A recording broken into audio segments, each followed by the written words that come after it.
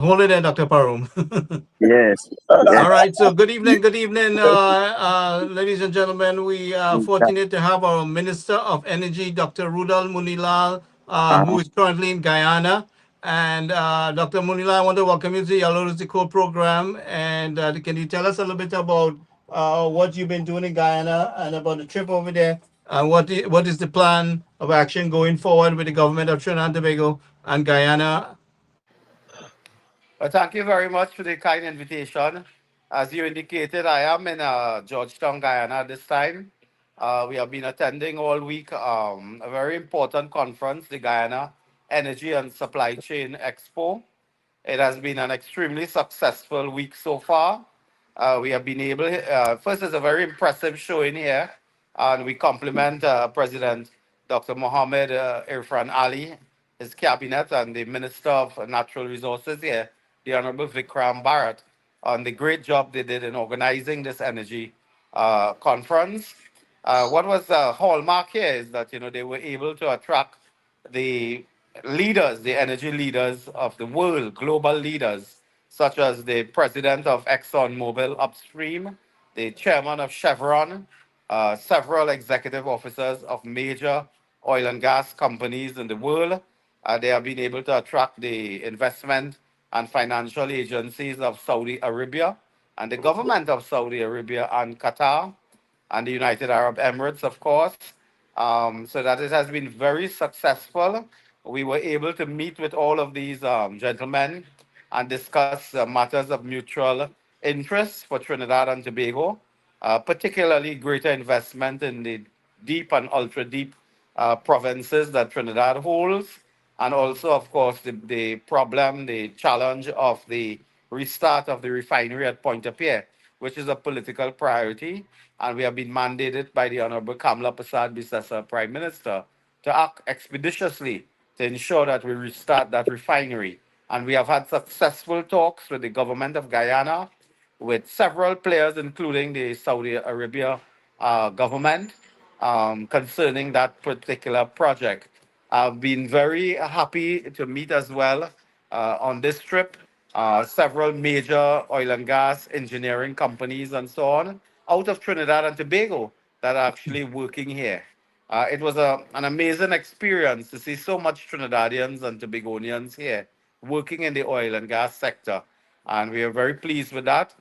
Trinidad and Tobago provides, some skilled labor force, technical support, strategic support in some of the projects, and we want to deepen and intensify that. Over the years, regrettably, we have not had the government support, the Trinidad and Tobago government support prior to April 2025. We have not had the Trinidad and Tobago government support to the people and government of Guyana and Suriname in terms of joint projects. In fact, today they announced a joint project between Guyana and Suriname, and Trinidad and Tobago was not, involved in that. And when I asked why, they said, of course, that these projects take several years to plan, and apparently the last government was cold or uninterested in doing Mm-hmm. business with the Suriname and Guyanese government. So we are here. It has been a great experience. Today on one platform, we had the Minister of Energy of Suriname, the Honorable Patrick Broomings. We have had the Minister of Natural Resources, Vikram Bharat, and myself sharing a platform. And it was a great, expo symposium. We spoke to many issues, including energy security, including rapid acceleration of projects and so on. And I think it has been great. Before I leave, I've had one meeting already. We expect to have another meeting with Excellency Mohammed Irfan Ali, President of the Cooperative Republic. We expect to meet again to sort of tie up loose ends before I leave. I travel back to Trinidad on Friday, so we expect that we'll meet government officials. Incidentally, I'm now in the company of Public Utilities Minister Deodat Indar and the Honorable Vikram Bharat, and we continue our discussions on some matters.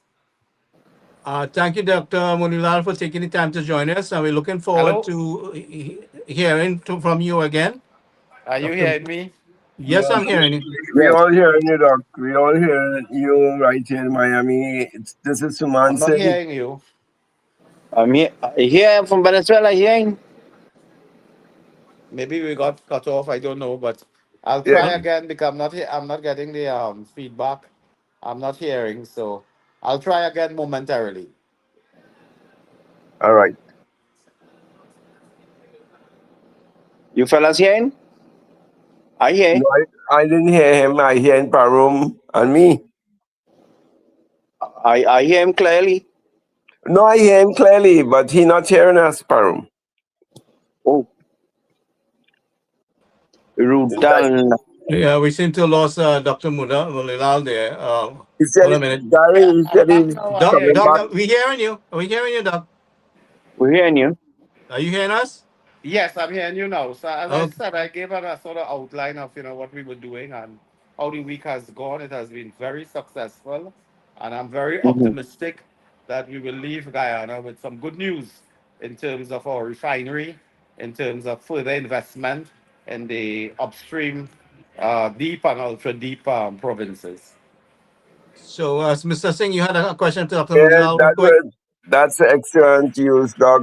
I mean, you are leading the way. You're leading this challenge, not only politically but definitely economically. Should this tripartite situation work out with Venezuela, Suriname, and Guyana to bring oil into TNT for refining, is definitely going to put us back in fantastic situation, one that you only dream of. So keep up the good work. By the way, this is Thank Suman you. Singh. We spoke before. I'm in Miami. Now I Thank go you back. very much. I would just add to that that it's a sector that you have to work at it. It Yes, requires great energy diplomacy, and I'm yes. confident that we are quietly, cautiously optimistic that these projects will take off. As you know, we have had the general license of the United States government Mhm. Okay. after some very hard work by Kamla Prasad Bisesa and the administration. We have had the license to BP and Shell in particular, and that opens the gateway towards the Dragon project, the Coquina, and of course the Loran, so that we expect that we will address that gas shortage, the decline in gas production which we experienced from 2016 to 2024. We expect to address that now, and with further developments in the field, projects that will come online and on stream, we should Mhm. get gas to market by 2027 in several projects. So we are Wow. optimistic that the future is bright. I agree. Go ahead, Dr. Parum. Dr. Parum is situated in Um, Venezuela. He just wanted to say a quick hello. Hello. Good night, Dr. Rudal Good Moninal. night. Good Nice. night. Good night. Nice meeting you. Well, the refinery is a priority. Excuse my English because the Spanish is there in the mouth. Excuse my English. Yeah. The refinery starting up is one of the major success that Trinidad and Tobago will have for its nation, right? And the oil projects will slip in very smoothly. Excellent work. Excellent work. Thank I've you. been in the oil field in PDVSA, 25 years in tool beans and reconstruction of plant, production plant and gas drilling, Fantastic. Thank you. Thank right? you. You have the experience, man. Yes, Yes, and so he's looking forward to relocating back home, but Oh, fantastic. we That would be are. a great benefit to us. And That's yes, myself what I too, was Doc. telling him, because he can speak the language and relate. So as soon as Oh relations, yeah, we need that as well. I mean, we can't underestimate the importance of the technical team having this bilingual capacity. yes. It's very important to have a communication is the one of the key projects. Of But my course, because we are signing agreements in Spanish, and I don't think the last minister, understands Spanish in the first place. But we're signing off a lot of agreements in Spanish. well, oh, we have to. I don't think he even understand English, to tell you the truth, Doc, because the kind of work that he did. We will deal with that. But Well, we are well, looking forward. We're looking forward. We understand that the damages done by the refinery shutting down, has Yes, a lot of work to take place. So we know that you have a lot on your plate, but you're doing such an excellent job. I mean, you just came back from India. You are Yes. in Guyana, and I think you're going to Suriname some point future down. We also want to participate in the Suriname Energy Symposium, so we're looking at that in the coming weeks. So we are we are moving around, building partnerships, working to see how best we can attract investment. Because guys, as you all know, without investment, you don't get the jobs, you don't get the social development.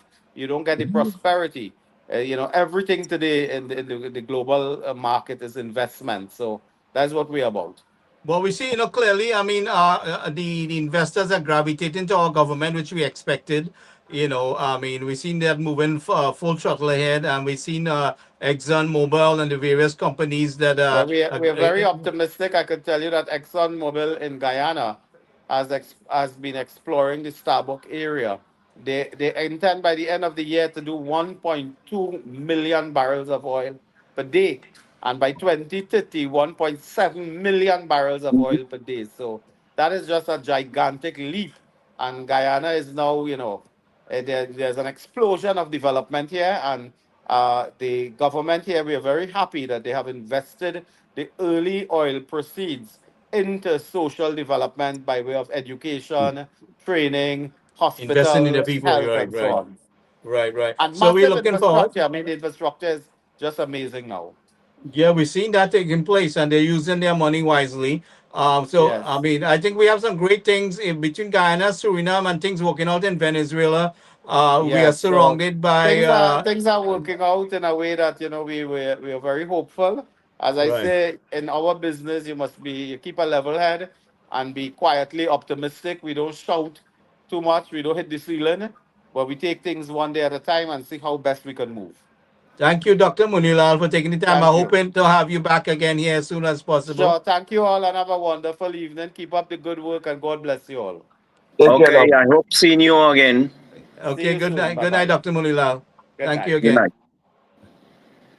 Ken, you just missed Dr. Munilal there, but Ye- I guess you was able to hear a little bit.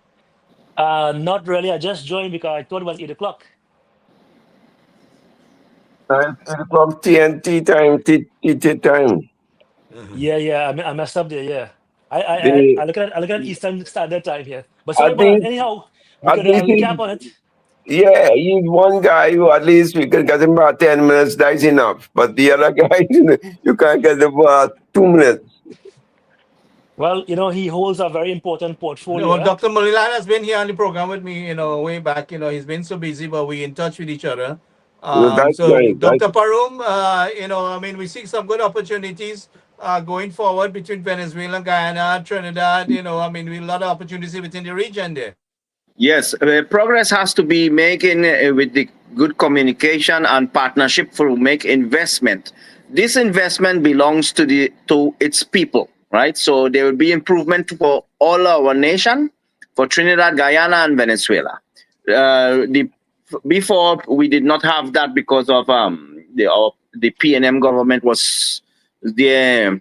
I don't know how to blocking or stone in the shoe or something like that. I don't know the word to say. And there was failure of communication. Now they have good communication, very good investment, and our nations will prosper. Nice. That is Well, all falls under the umbrella of social development, that the whatever economic benefits accrue to the island or to the destination, it has to redound to the benefit of people.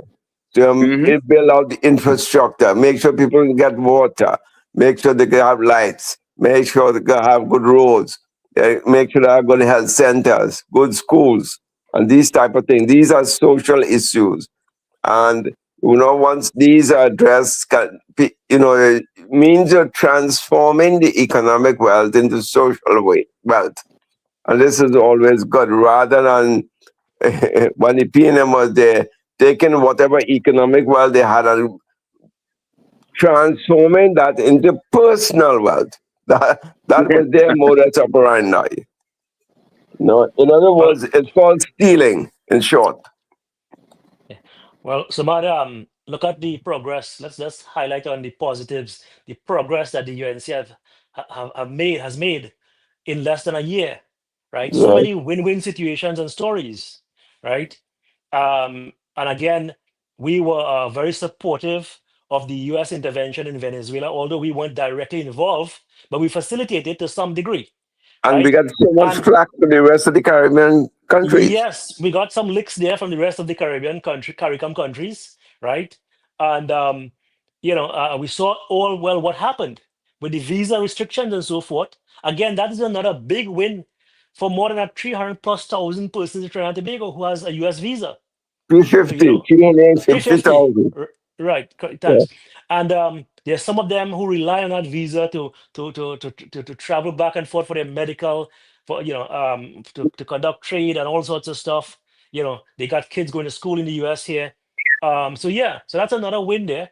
But I think with the energy sector, so Samad, you would recall that we have always been very optimistic, right? Oh, In a yeah. post-Maduro Venezuela. People Yep. say, Ken, it's going to be bad for Trinidad, they isolate us.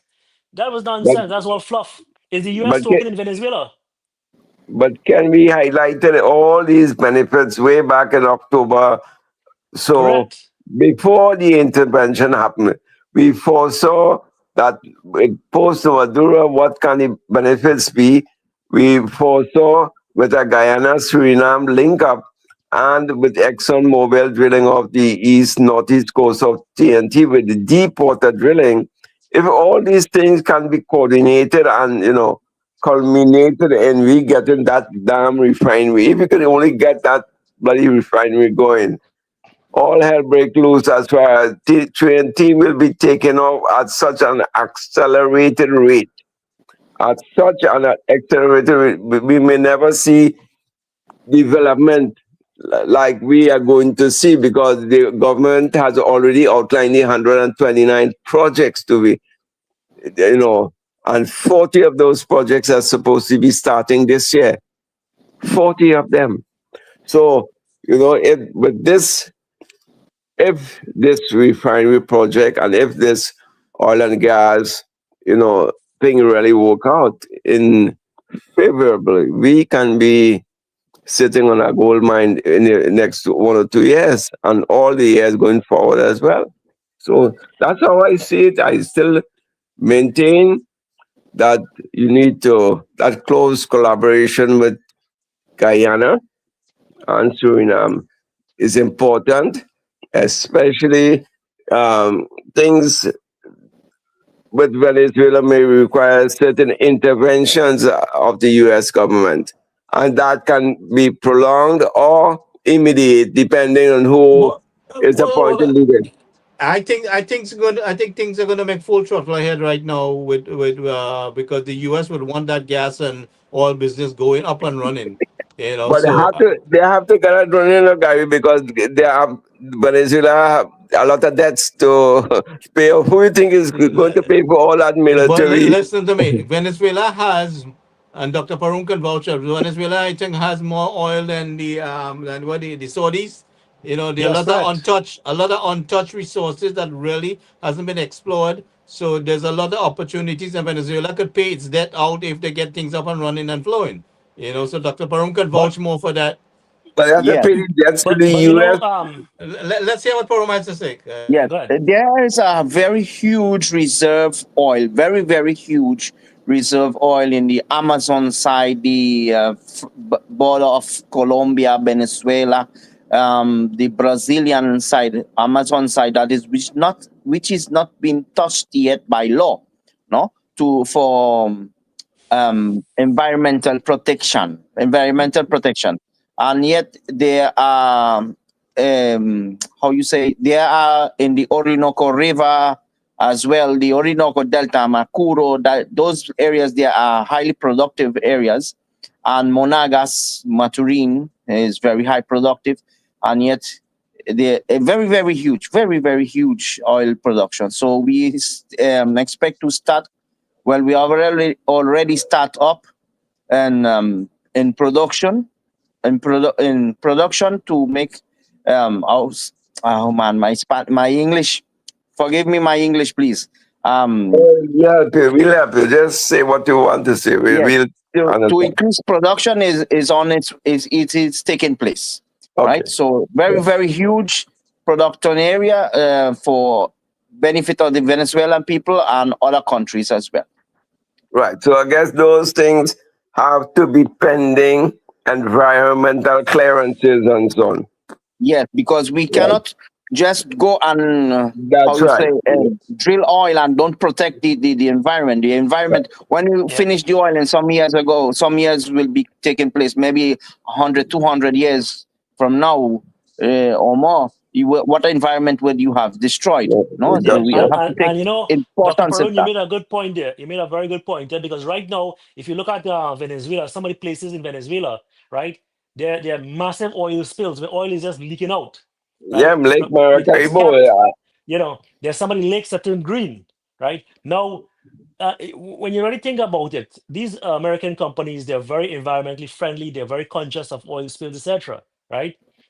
Compared to like the Chinese and stuff. They would just come in there and do what they have to do and turn a profit and they're out of there. They don't care about what they Like in plunder, what's Nigeria, the also the impact, same thing. They do the same thing out right? in Nigeria. So we But the have to be very American companies don't mindful. do here. Yeah, we have to be very mindful who is going in there in that delicate, sensitive environment. And I think the Yes. American companies are the best bet, right? And they're well positioned right there. And I think it's a win-win situation for all, for Trinidad and Tobago and the environment, and by extension, the entire Caribbean. Yes, the Definitely. environment law here has been taking place, has how you say, stepped up very hard. Yes, there are certain oil spills in Venezuela, certain areas that have been there that we could not be controlled because lack of equipment, right? But it has become very serious. The law have become very serious with the oil spills, and it is being taken care of. Now, the Amazon side, there are a lot of wild animals that very beautiful animals that cannot be touched. It is protected by law. You cannot hunt there. You cannot go in there as you wish. So those areas are protected. So they are making plans now to how you say exploit. Exploit is the word. Mhm. Yeah. Drill oil Exploit and when explore. Yeah, go ahead. exploration is already done, but to take out the oil when time is necessary, they have Okay. to Extract do. it. Yeah, yeah. So You understand? that's what they normally do. They'll find the oil and cap it. Cap it means they put a cap on it. Right. Think of it. And when Already they has when they done those studies. yes, So this is why in Venezuela is very huge, very huge oil wells, very yeah. huge, and So it that's is good. there is one place that we do not know, have not, cannot. They have been trying a long time now to calculate how many oil there is in this place, right? And they could not make the calculation as yet. They have already 3 years trying to do it and cannot do it. Right. Well, So well, guys, well, that you know, you will have to build the infrastructure, right, yeah, to transport the equipment into these yeah, areas. right. So And that also will have to be very, they have to be very mindful with how they're removing trees, how Mm-hmm. how they try to mitigate any risk, any oil spill, and so forth. Because again, we don't want to be exploring and then impacting at the same time, right? right. So So Ken, yeah, let go me ahead, take Steve. up in there. The most important thing too, you have to get that communication channel with the native peoples in that area. That is a big Yes, concern. If you do not get that their approval and you have to communicate with you them and cannot get show it. them these are the benefits. Because remember, the same thing happened here with the tribal Indians here, right up the road here from me, the Miccosukee, the Indian tribe, they just went in, take their lands. But thank God they were communicated with and they were given certain concessions that once a student graduated and from the Miccosukee tribe, they get back, jobs to develop the area. So they become like planners, the land planning, the development planners, and this sort of thing for the tribes, the Seminole tribes. So the same thing you go when you go into the places like the close to the Amazon and Orinoco regions, and so a lot of tribal people living there. That's right. That's right. Because my Yes. nephew works there in Guyana at the Brazilian border. And he say these people are like white people, white, totally white, and they take you down river and so on because he was wiring an electric. He's main electrician, so he was wiring the concrete plant for them because they're building a highway from Guyana right down to the Brazilian border. So there's a lot of these tribal people in Ghana, especially they are known as Warahus.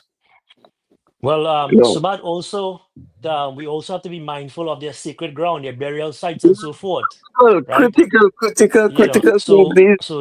again, a lot of planning there going into these areas. But look, coming back to the grand scheme of things, I think it's very optimistic. I'm very happy for the Venezuelan people to be liberated Right, from that dictator, right? correct. At the end of the day, this is their show. This is their time to reunite with their families, those who have fled and stuff, right?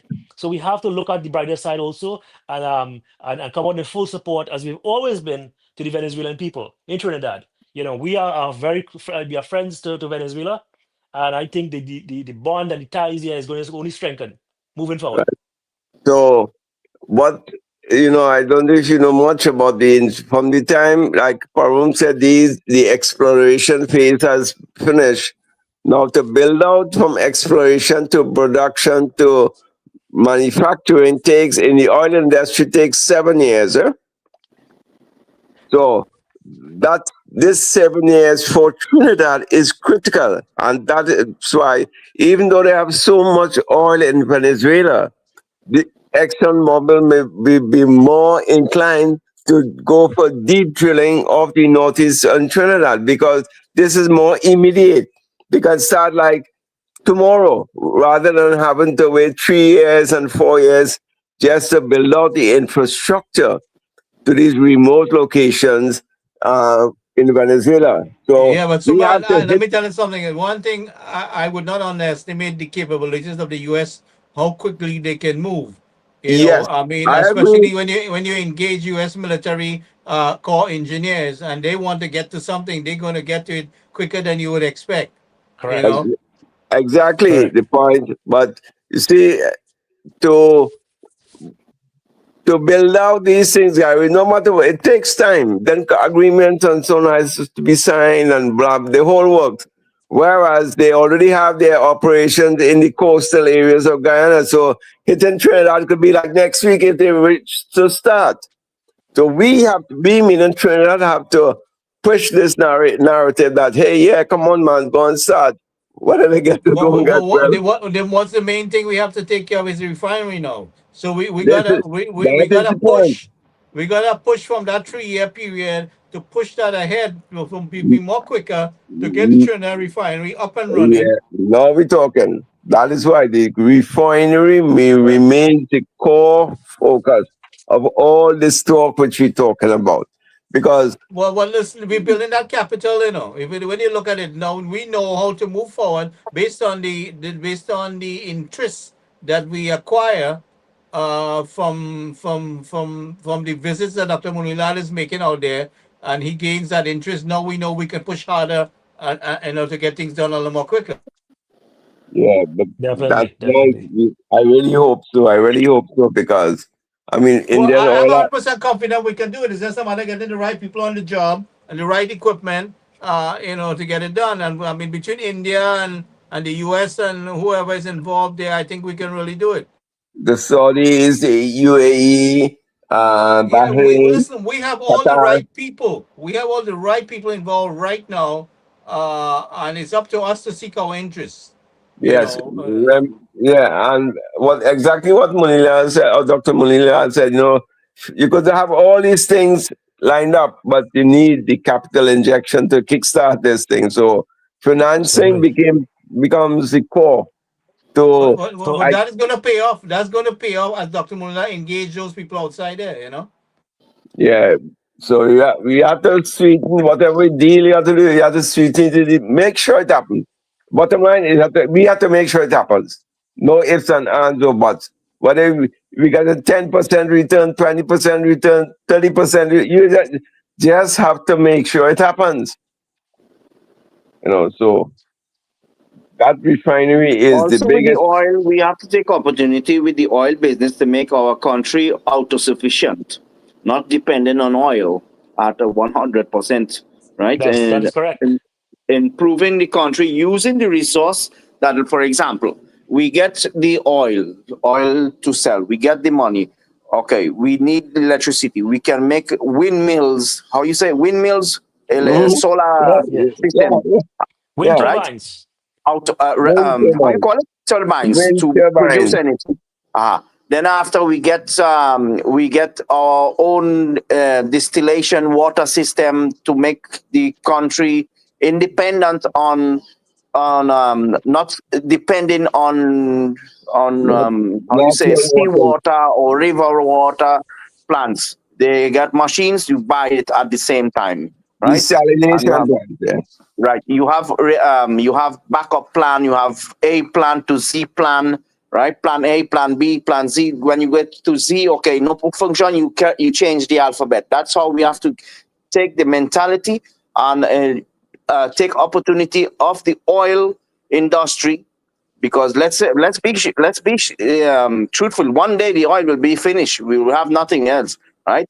So we have used this resource to improve in technology, train our people, our local people, not to depend on foreign labor, on our people, on technology. Invest in our nation, invest in our people. That's what we should have the opportunity to do. Our plants to the refinery, what is closed down terrorists in a terrorist way, has to be open immediately and improve jobs for our persons and qualified persons. Train our people adequately, not adequately in all form of resource of production. When I say all form of production, I mean food, I mean water, I mean medicine. We should have not, our people, our citizens should not be going out of the country for health assistance, should not be going out, right? We should have very excellent health system in our country. And then, well, what we're going to do? Use the petroleum money to improve health service.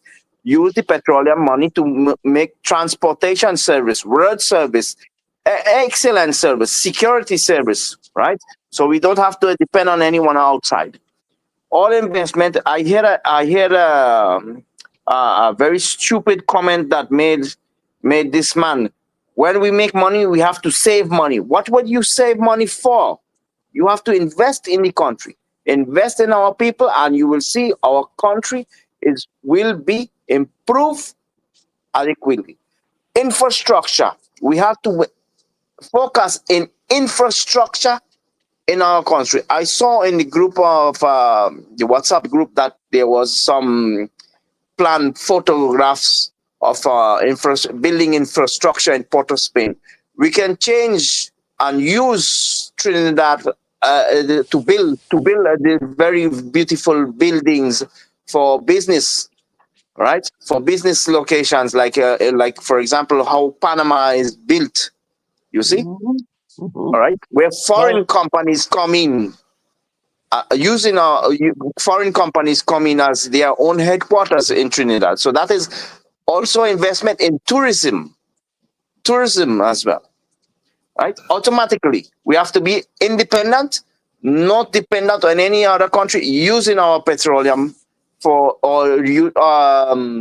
natural resources, right? So we also not only depend on petroleum or focus on petroleum, we'll focus on water. Nobody right yeah, now is focusing on water, yeah. right? Dr. Perun, and I hear you with all of that, and that is excellent. But we also have to address some of the key infrastructure and Hmm. social problems that are affecting us right now. Number one is crime, right? Yes. Sumat, correct me if I'm wrong. Newcore Steel pulled out because of what? The crime, Yeah. Yes. right? And I So don't know if again, you know, Newcastle is one of the largest steel manufacturers based out of Philadelphia. Welcome, Nadira. No, no, certainly. so For us, the water, Ken, maybe you should enlighten Peruna. I don't know, he hasn't been here too often recently. But, yeah, you and I have been talking about the water, how to say, preservation and water we retention and water, all these different, Conservation, yeah, the yeah, conservation. yeah, water treatment, all these different things that we have in mind. So Dr. Perum, will get a little more information. You guys could chat a little bit. yeah Yeah, we But but on we took on that, Ken, you could give him a little yeah insight on what we plan to do yeah well, on we the water. definitely we you spoke about can, flooding. And we spoke about strategic reserves, developing mass storage and using it also for strategic reserves. Remember, that's fresh water, right? Mhm. And right now we have issues with flooding. Now, a lot of the conveyance, the rivers and stuff, they don't have the cross section to convey that, those type of flows from some of these major storms, like a 100-year storm, right? We don't have these catchments can handle that type of storm, so to speak. And we need to also think about how we're going to mitigate this, right? Are we going to convey the 100-year storm? Are we going to store the 25-year, right? So the philosophy is to create mass storage. And by doing that also, we are also storing fresh water as strategic reserves during a drought. We had problems 2 years ago where the reservoir was at an all-time low, right? I mean to say, these are the kind of things that we have to upgrade in terms of our infrastructure, and it has to be from a holistic perspective, not just one area. Because when it rains not just in one particular place. When it floods, it's not just flood in Port of Spain, right? So we have to upgrade the infrastructure. Now, talking about development, as you mentioned, with buildings and stuff in Port of Spain, we had a party a couple of days ago, a carnival party in Chagaramas, right? And if you guys are familiar, it's just a single lane each way, and there was a gridlock there. So we have to improve and expand on the road infrastructure network, right? You could have it is designed for a certain capacity, but if the volume exceed the volume capacity ratio exceeds one, you're gonna have a serious problem, Exactly. and that is what happened in Chagaramas there, right? The volume exceeded the capacity.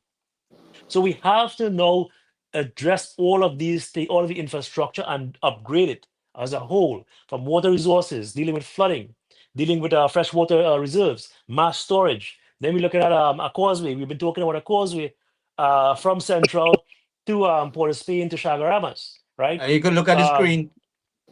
Yeah. we also spoke about a ferry. Why can't we have a ferry? Look, people and the entire country south of the Caribbean, you don't have to just drive down to Port of Spain and converge at one area for a party. You could park and ride. We could look at building a ferry terminal in Central. We have a lot of space out there in Chaguanas West and Chaguanas North, Vancouver North, right? Where we could build a ferry terminal, park and ride, and people from San Fernando Central can now use that ferry and commute to Port of Spain for work and pleasure. We also talk about connecting East and West from Central. So yeah, we have to invest in infrastructure. We have to now improve upon all of this. We have to beautify the country. There's a lot of garbage and plastic waste that we have to address also, right? So yeah, if we want to really serious about tourism, we have to look at this thing seriously. The culture has to change, the attitude. Very, very important, the crime. You can't have tourists coming off a cruise ship there and they're getting robbed, right? When people snatching the chain and the bracelet and all sorts of stuff. So yeah, but it is doable. But we have to sit down with a serious plan, a well-vetted plan, and start to invest in the infrastructure, the underlying infrastructure that's going to take us forward. Because it doesn't make sense to build a building that has 5,000 people, visitors, etc., and it's a gridlock to come out of Port of Spain to go to the airport, right? So yeah, so we have to properly plan this. We have to do all the feasibility studies, and I think as the energy sector starts to bring in that revenue, we should definitely invest in diversifying the economy, right? Build our tourism sector. Samad, I think we spoke about a tunnel connecting Yeah, Nigeria and Ken, Venezuela. I got the little design you have here up on the screen here. You could always, Yes. I think, So how what to you're say, seeing, narrate it to the guys here. so what we're looking at here is a map of Trinidad and Tobago, obviously for the international viewers, and for those of you who are familiar with Central, the western part of that map there, we're connecting some roads. We're expanding on the existing networks. We're utilizing some of the alignment, some of the rural agricultural roads to create a dual lane each way. And we sort of want to build like a beltway around Central, right? Similar to what we have here in the States, like the 95, I-95 will run into 295 and you'll go around an entire city. Yep. So that in itself will alleviate a lot of traffic, right, and congestion. And also, we are looking at that causeway, which is something later down the road that we could actually exploit. Now, right off the bat there, I think a ferry terminal in Central would really help a lot with the traffic congestion going into Port of Spain. Because what you will do if you remove some of the volume, right? In the morning time, peak hours, I mean, it's like a gridlock. That traffic starts somewhere from Cuba all the way up Yep. for let's say 8:30. You go into Port of Spain, leaving home 8:30. You're in traffic from Uh-huh. Cuba all the way to probably probably the lighthouse, right? And God forbid if there's an accident, forget it. So I think we need to really focus on the infrastructure. The transportation network need to be expanded on, right? And not just single lane here and there or extra lane and then we bottlenecking like what we do in the highway there, right? We have 3 lanes and then we come down back to 2 lane. It has to be. We have to do the traffic studies. We have to understand the capacity that we're dealing with, right? And cater for all these different things. So what we see on the map here, we're trying to connect little towns and places. Like for example, I know Nadira, and there's someone from a place called Bish. Someone correct me if I'm wrong. Is that Yeah. Nadira? Yeah. No, No, Right? no, her name is Fazia. That's Fazia. Fazia. Fazia, Fazia. Fazia, the nurse from Canada. She spoke Yeah. about a little town in just east of central of Chaguanas there. And she said if she have to come to Chaguanas, that's going to take her the whole day, maybe 3.5 hours to come on all the way around, heading through San Grande and then coming up through the Church of Roses Highway and then come all the way back down.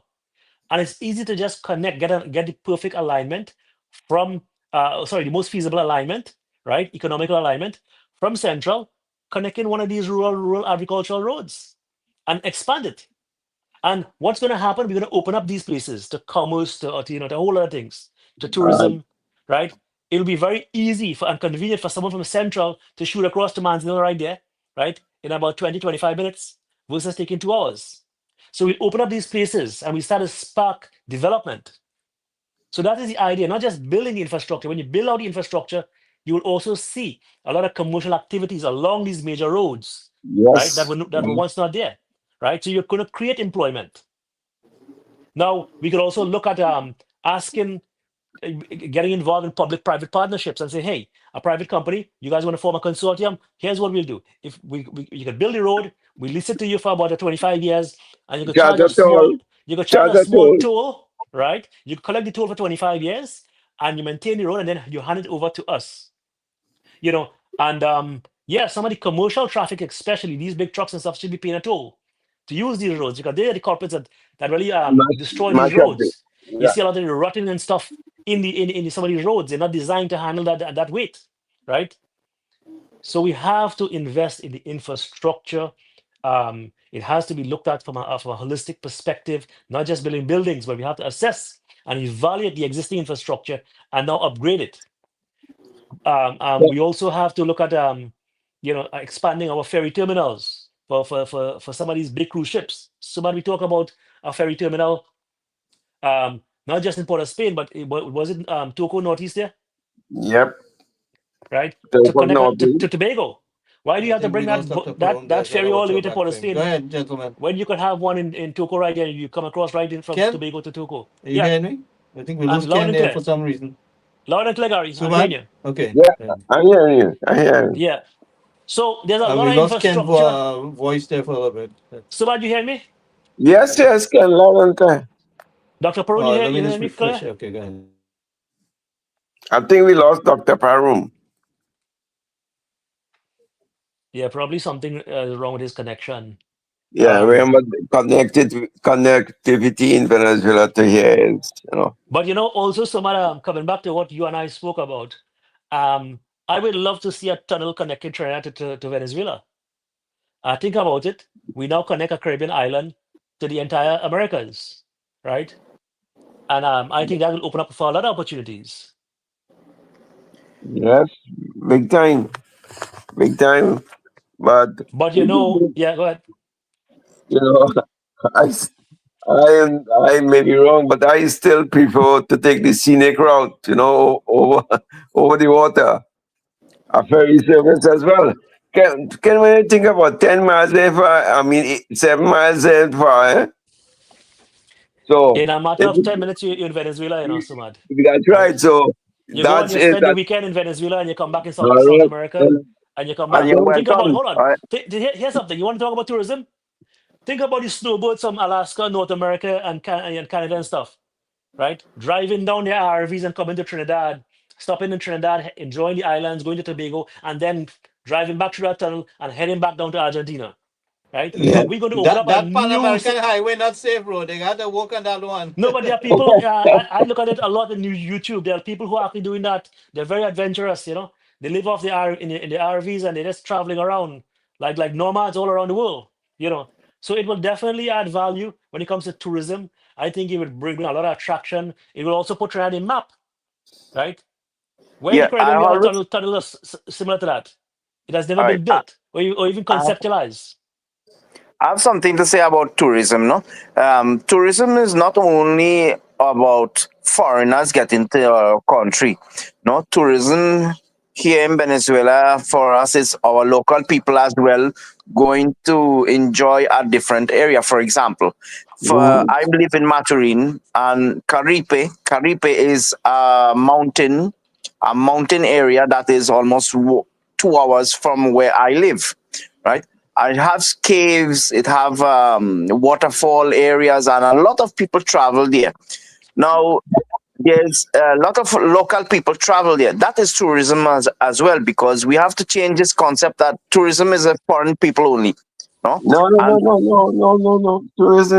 Tourism is a lot of tourism is local. In fact, Tobago local, tourism local, is and have is prices and these things like that control for our citizens. No, because let's say, look, tourism in Tobago. I never been to Tobago. Never, no, never. no. Yeah, and there are people Let me who tell you are think of Param, just to cut you across it. You only have over 1 million trips to Tobago via the ferry from Trinidad to Tobago. That is seats being sold on the fast ferries. That is right, how many people from Trinidad come to Tobago. If it wasn't for that, Tobago tourism will be dead. right. So the Trinidadians are the ones who support tourism in Tobago way, way beyond all these people who fly in from, Canada, US, Europe, and so on. So exactly the point you're making is exactly true. We have a unique situation that the Trinidadian tourists are the big spenders of money in Tobago. People don't realize that. All research shows that. So tourism is not only for foreigners, it's for locals to enjoy as well. Right. That's it. That's the idea for everybody to Yeah, enjoy. yeah, yeah. So you And fellas invite me to Tobago, all right? definitely, man, why not? Yeah. Why not? I want to take a ride back and go and spend a weekend in Grand Riviera. Just to change our client, change our zone and so on. Just leave your phone and thing home. You know, probably put on my swimming gears and swim over to Tobago. Who knows? Right. Cool. Yeah. But But again, yeah, yes, no, go ahead. in all seriousness, those things are, there are plans and so on, but of immediate concern, boy, I think the number one problem along with crime in Trinidad is the transportation system and the delays, the loss of productivity hours our population faces every day.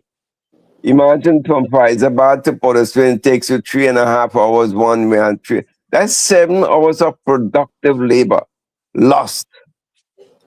So when you reach the town from Faizabad and you're literally tired because you have to leave home like 5 in the morning. Start means so they get like I am four. seeing. Hold on a second, gentlemen. I just seen Arjun Harry Paul has joined us there. Arjun, you hearing us?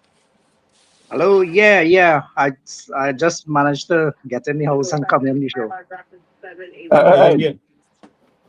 Hi, John. Welcome back. Thank you, thank you. So, Hi, so Arjun. we're How are you? talking about the economic benefits of Trinidad with all this investment opportunities possible with the oil energy sector there. With Dr. Munilal trips to Guyana, and then he's off to Suriname. He was in India, and he's kind of grouping all these investment, to Right. get our refinery up and going. So right, Uh, right. And so we got. all of those in foreign direct investment opportunities that are coming has in no small way contributed to our coming off the EU tax list, because all of Right, that is correct. pointing Yes. to a particular direction. So first of all, stability, and before growth can happen, you have to stabilize, and I think that is where we're heading right now. In addition to Definitely. the, Definitely. confidence in the financial system, that's the big thing. Like Yeah, once somebody yeah, loses confidence in your financial system, it takes years and years to regenerate that trust. of course, So, of course, of so course. now that And we are kind of having that coming back gradually, it's all lending, toward development on in the right projection, I should say. yeah, yeah. And I saw the former finance minister make a comment that it's all the groundwork that he laid before 2025, April 2025. And Uh, I thought it was long in coming. I expected that to be an immediate response. But it's so disingenuous because it took you 10 years and you only managed to get it on your way out the door. but I was going to take them 9.5 years to learn the implementation. Now they're ready. No, but I mean, it's better sometimes it is better you stay quiet, right? I mean, 9.5 years, almost 10 years you're in office, but you only managed to get that when you were halfway through the door. That don't make any sense to me. Well, Dr. Arjun, correct me if I'm wrong, but shouldn't he be more concerned where the $2.5 billion disappeared or something to that effect? And thanks for the title, but I'm no doctor. Oh, sorry, But I'm mixing up with Dr. Parun. yeah, Yeah, yeah, but the thing is, you know, the sorry, I missed. Was the point you made there? there was some issue with the accounting and stuff with the Oh yeah, yeah, yeah, yeah, yeah. And I mean, the even when they went to the Privy Council in London, the Privy Council made a very bold statement and said, so why isn't the finance minister being interrogated as well for his part in the whole thing? And we await. I mean, I don't know what the agenda of the police and the DPP's office is, but I suspect at some point we should be hearing more on that. I mean, what was his role in all of this, and why isn't he being investigated? That case was a very interesting case before the Privy Council. The the attorneys for the office of the accountant general was not given the opportunity to speak. He couldn't. He couldn't speak. I saw that thing, that live. Yeah, This yeah, man, you see, comments like this, not word for word, like they telling the lords, well, how Trinidad operates, like that kind of stupid notion, like we are banana republic kind of way. He couldn't yeah, answer one yeah, question. yeah, yeah, yeah, yeah. You know, So an embarrassment, total embarrassment to the country. yeah, Well, yeah, it yeah, seems like guys that the evidence was plain Correct. as the day or the sun shining to the lords that what the Correct. evidence was. yeah, yeah. And I mean, imagine you go before the Privy Council and you said nothing in your defense. They didn't even want to hear your defense. So that to me was a very interesting case, very interesting. And in fact, we all know they went further to say, but why isn't the finance minister being interrogated in all of this? Why isn't he being investigated? Right. So they sent a message to legal counsel who represented him, but Yeah, they sent a message via his legal counsel to come yeah, and tell the government what to do. yeah, Why isn't he investigated at this point in time? And they exactly, killed exactly. everything right there. Yeah, yeah, yeah. Exactly. Exactly. But you see, all of those things that happen, I mean, something that like this that happens at the Privy Council is noted very carefully across the world by all the reputable financial institutions and organizations. definitely. Definitely. And the EU would have taken note of that as well. So it's bits and pieces all over the place that are happening in the right direction, Yes, that has caused us to come off this list. definitely, I definitely. think it's sending the correct signal. Now that kind of signal has gone globally, foreign investors will take note. If People that who we were take, yeah, who were reluctant to say, well, is Trinidad open for business or not? Those people will now Trinidad will now come back on the radar, because bear in mind there are some countries where investors will not be allowed to invest in a country that is blacklisted. Their government Correct. will not allow them, even though it's a private sector organization. Okay, so there's a yeah, there's a set of criteria that must be looked at, and one of them would be, well, but this country is blacklisted. You can't invest there. right, correct. So I think So I, gradually I think it's Trinidad, it's it's positive, and yeah, it's looking positive, and it's going to get better It's going once to we can. definitely. We have always kept a positive outlook, since October, having all these discussions, right?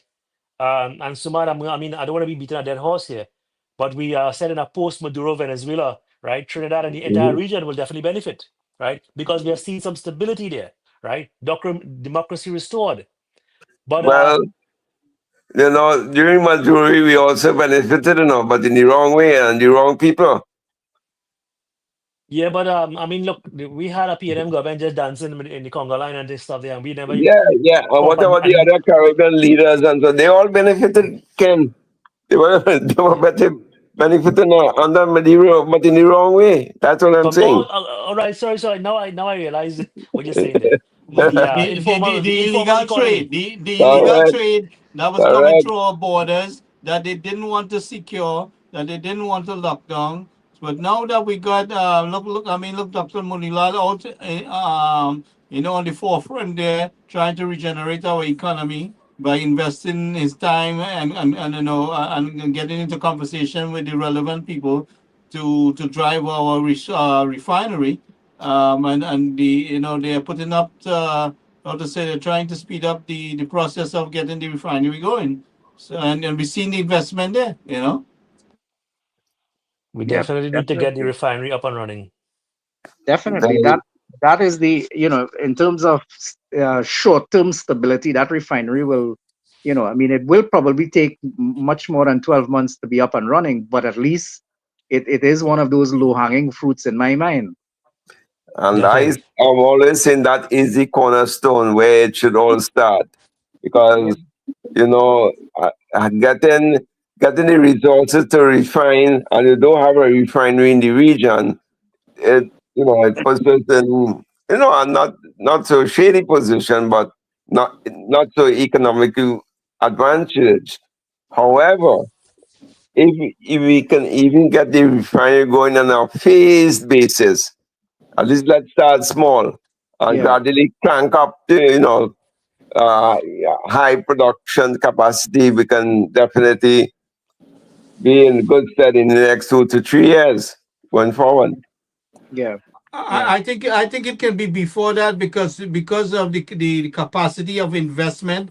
It is a push to kind of help us. It's just about having the right people in place to get this up and running. Yeah, Because the, yeah, the the technology is out there, the resources there is out there. We have the capable people of doing this. It's just getting things to flow in a fluent way, and in a fluid way to make it happen. Certainly. yeah. Once we have the capital and the expertise to inject, we will definitely Yeah, get that up and I running. think we're surrounded by the right people to make it. Yeah, I mean, no, and we certainly, also certainly. attracting the external capable people of doing this. So I mean, with And India and various countries involved. and and Gary, seeing that stability in Venezuela, the entire region is going to be much more attractive, right? correct, correct. So, and we are sitting in or close to one of the largest oil reserve in the world, right? There's nothing to rival that, Yeah, in terms of barrels. yeah. You So see, so yeah, when it's the a oil win-win situation. yes, when the refinery is rebuilt in Trinidad and Tobago, which is very, very necessary, Venezuelan oil can be refined there and returned back to Venezuela, gasoline and oil, not only to the external world, it can go and come to Venezuela, from Venezuela, the world, or from Trinidad to worldwide, right? That refinery will also be not benefiting Trinidad only, it will be benefiting Venezuela as well, right? It's very, very big, that refinery that you all have there. Yes, in fact, I think it was the second largest in the Western Hemisphere. Yeah. I think things for the golf development that we want to do. I don't know, Arjun, if you ever had a chance to look at the plans with that how to say that CGI video for So what we the coastal what plan, the coastal yeah for the plan, golf for the golf. Hmm. No, but there's another element to it. I mean, to the extent that the US is involved, and if any of the resources from the Venezuelan fields are going to ever be heading to the US, when it comes to gas, remember you can't export gas in its raw state. It has to be converted to LNG. LNG. And we have the facility down there in Point Fortin that's just lying idle at the moment. I think Yeah. Train 1 is definitely mothballed. And immediately, if you can separate the oil from the gas, whatever comes out of those fields, it will be be converted to LNG and then exported to anywhere in the world, including the US, right? So what I'm saying is, if they find gas in those fields, the gas has to go somewhere. And the most obvious place for it to go is to go straight to LNG in Point Fortin. So they would have to connect the lines. We're not that far off in connecting We those not lines. no, we remember we already have lines out in those fields there. So all you have to do is make the connection from Laura and Manatee or wherever to the nearest point Soldado. where our lines are. Our nearest lines are in Soldado, which is close to the border. Well, that's what I'm saying. So that doesn't take a significant billion-dollar investment to do. And Shell and they are willing to do that, Of Shell and course they'll BP do it. willing to do it. And But they are, if the US is interested in the gas, they would encourage that investment to bring the gas, the LNG, to be exported up to the US. So there's so much potential. yeah, that's why we need a southern capital. And That Dragon gas field is close to about 3.5 trillion cubic feet of gas there. Yeah. I mean that Yeah.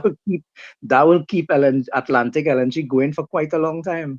And Arjun, correct me if I'm wrong, we are strategically placed in terms of our infrastructure to pipe that gas, bring that gas on shore.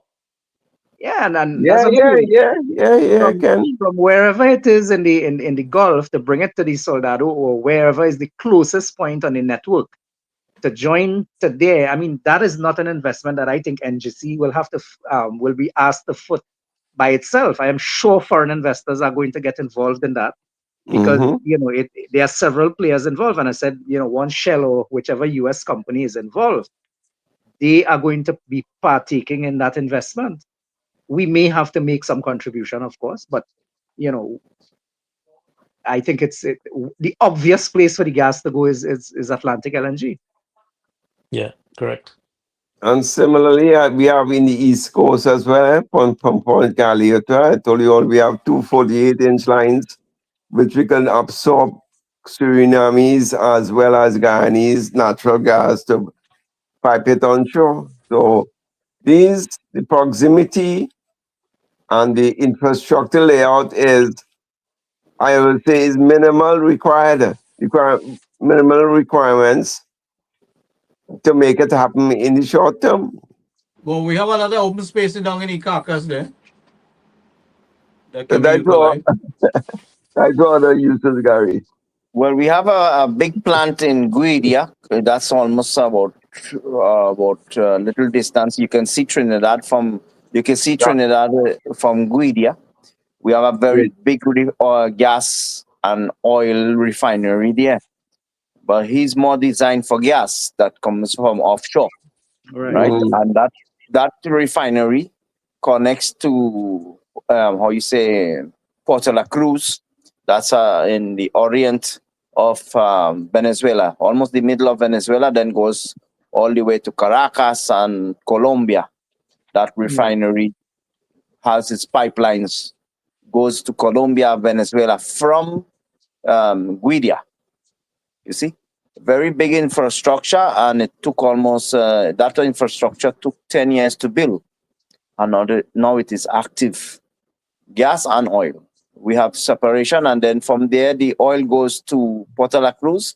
Puerto La Cruz goes to worldwide.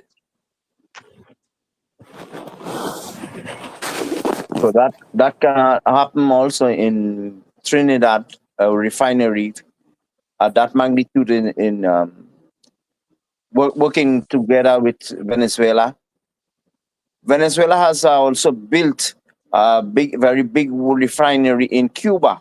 It calls Cienfuego. 100 Fire is the name. So their capacity to build plants is very good. It's American and how you say Yeah, German yeah, but technology. Parum, they don't expect any U.S. investments to be anything with Cuba, so that's out of the question. Yes. But yeah, I just say that because of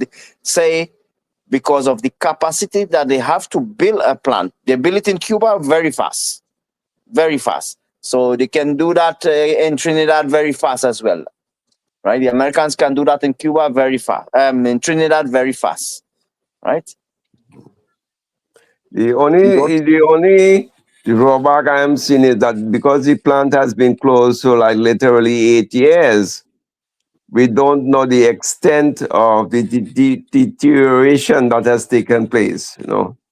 All right, let me explain you something about that. When a plant has been closed down, shut down like that, right? You have to change every single thing that is inside. You cannot take the chance of leaving Correct. one pipeline, a little nipple.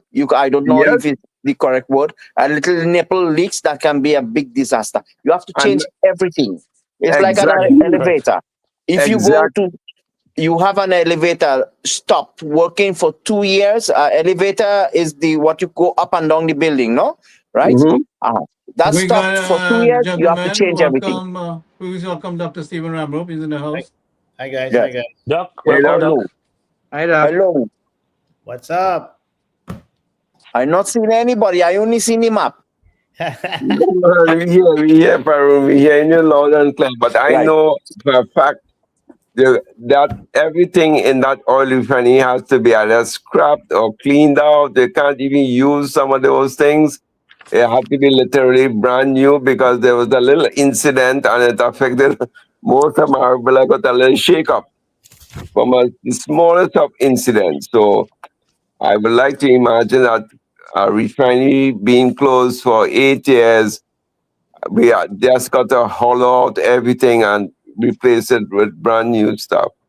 Yes, because you make one investment one time, so you have a How you doing guarantee there, of Dr. 4 or Ramrope? 5 years of no shutdown or anything like that. You have that guarantee, right? So when you have to change everything complete. I agree with you. Yes. This PNM government has caused major disaster, and this is the next way that they can place their people to work and take off contracts for themselves now, right? So we try to make all the restructuring, new everything. So we have guaranteed nothing will be stopped for 2 to 3 years or even 5 years. Guaranteed no stopping, no damage, only maintenance, right? On turbines, I don't know what turbines the refinery has. Here we have Solar, we have Mars, we have Nueva Opiniones, and they work very good, right? So we have to check up the turbine systems, all the pipelines. That has to be replaced completely. It's a new plant, right? You can't just use something that has stopped again for 8 years. No, that's dangerous. Yep. Security procedures, right? The design is very important. Dr. Ramrope. Hi. Oops. Yeah. Hello. What's up? Oh, what's up? What's up? Good. Doubles. Doubles? Yeah, I could use one now. Me too. Yes. That's how is the carnival on the beach. It was good. It was good. Yeah. I just ate and relaxed and swam and I caught some fish. There wasn't biting too much, but I caught a few small ones. But it was all All right. right. All right. Yeah. Nice. Fried it and eat it with bread. That was good. That You got sounds to- good. You know, down my area used to catch a lot of ancho. Oh yeah. Long ago, you know, my Not godfather, my godfather had his big estate, the Beaumont estate from St. Right. Anne's, right? Yeah, Yeah. Where I live is not too far from Beaumont. yeah. It was Yeah. 200 acres we had, so that was my July, August camping ground. All right. Yeah. You're in So, but Trinidad my- now, In Dr. Trinidad, Ramos? yes. Yeah, I'm in Trinidad. I'm going up to Toronto next week, Wednesday. So I'm in Trinidad until next week, Wednesday. All right, I'll call you in a while, tomorrow. Okay. No problem. Yeah. Yeah, Yeah. but just recapping a lot on what, you know, Dr. Mulilal was doing with respect to the energy sector and so on, and a lot of things, a lot of positive signals being sent, both from the financial side of things, our financiers, as well as our suppliers, as well as the supply chain guys, as well as the big players in the oil and gas industry. So you just gave us a feedback on it a while ago. Right. Right, so that was basically the gist of the conversation. But I firmly believe that the core of everything lies in the Point Bay refinery opening. Now, Yeah. as I said, that's been locked down for 8 years. In 2018, they closed it. Now, Yeah. I don't know. Every single thing has to be gutted out and rebuilt from the scratch, because you cannot take a chance in one of these smaller sub plants and think that that will withstand the kind of pressure it's going to get if they decide to go full scale into refining of Guyanese or Surinamese or Venezuelan oil. Because, you know, these things, refinery being what it is, you know, a lot of pressure gauges and testing and what have you, pressurized chambers. So, No, well, I- obviously you will have to do a proper audit of the infrastructure, right, to see what need to be changed out in terms of yeah, the that is, amount of yeah, corrosion you're and right. stuff.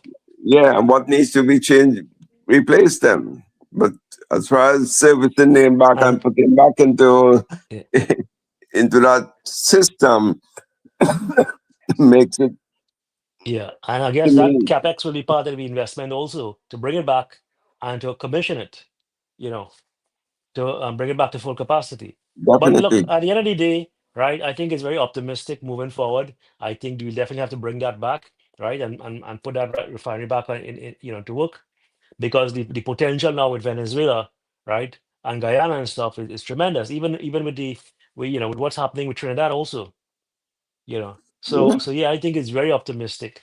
We have the Dragon gas deal might come in stream at some point down the road there. So we're looking at that oil and gas sector, being revitalized, and we've seen a boom all over again. So the refinery is the numero uno, Correct. capacity to build out this. Or the Yes. common denominator.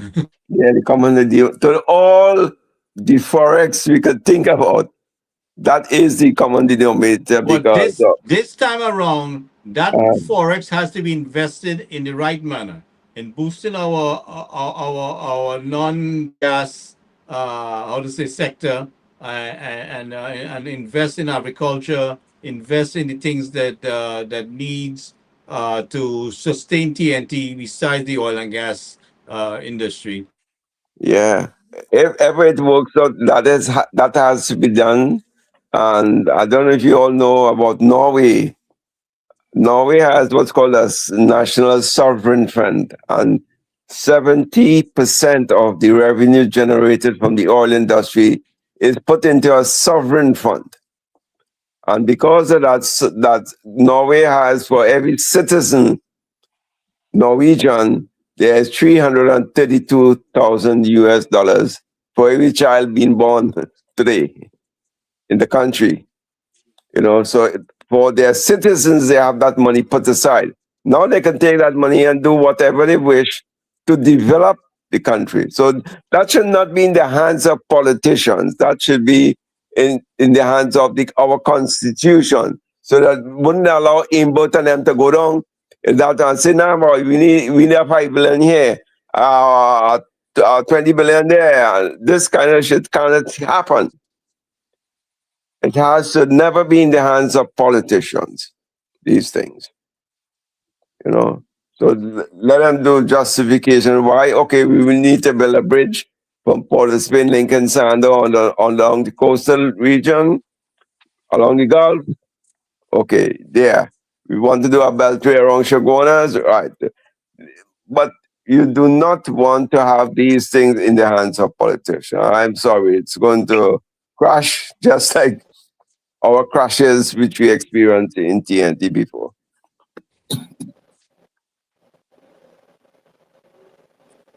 Certainly, You certainly, see, Samad. you see, one of the things we should take in consideration, the roads of Trinidad and Tobago are very small, right?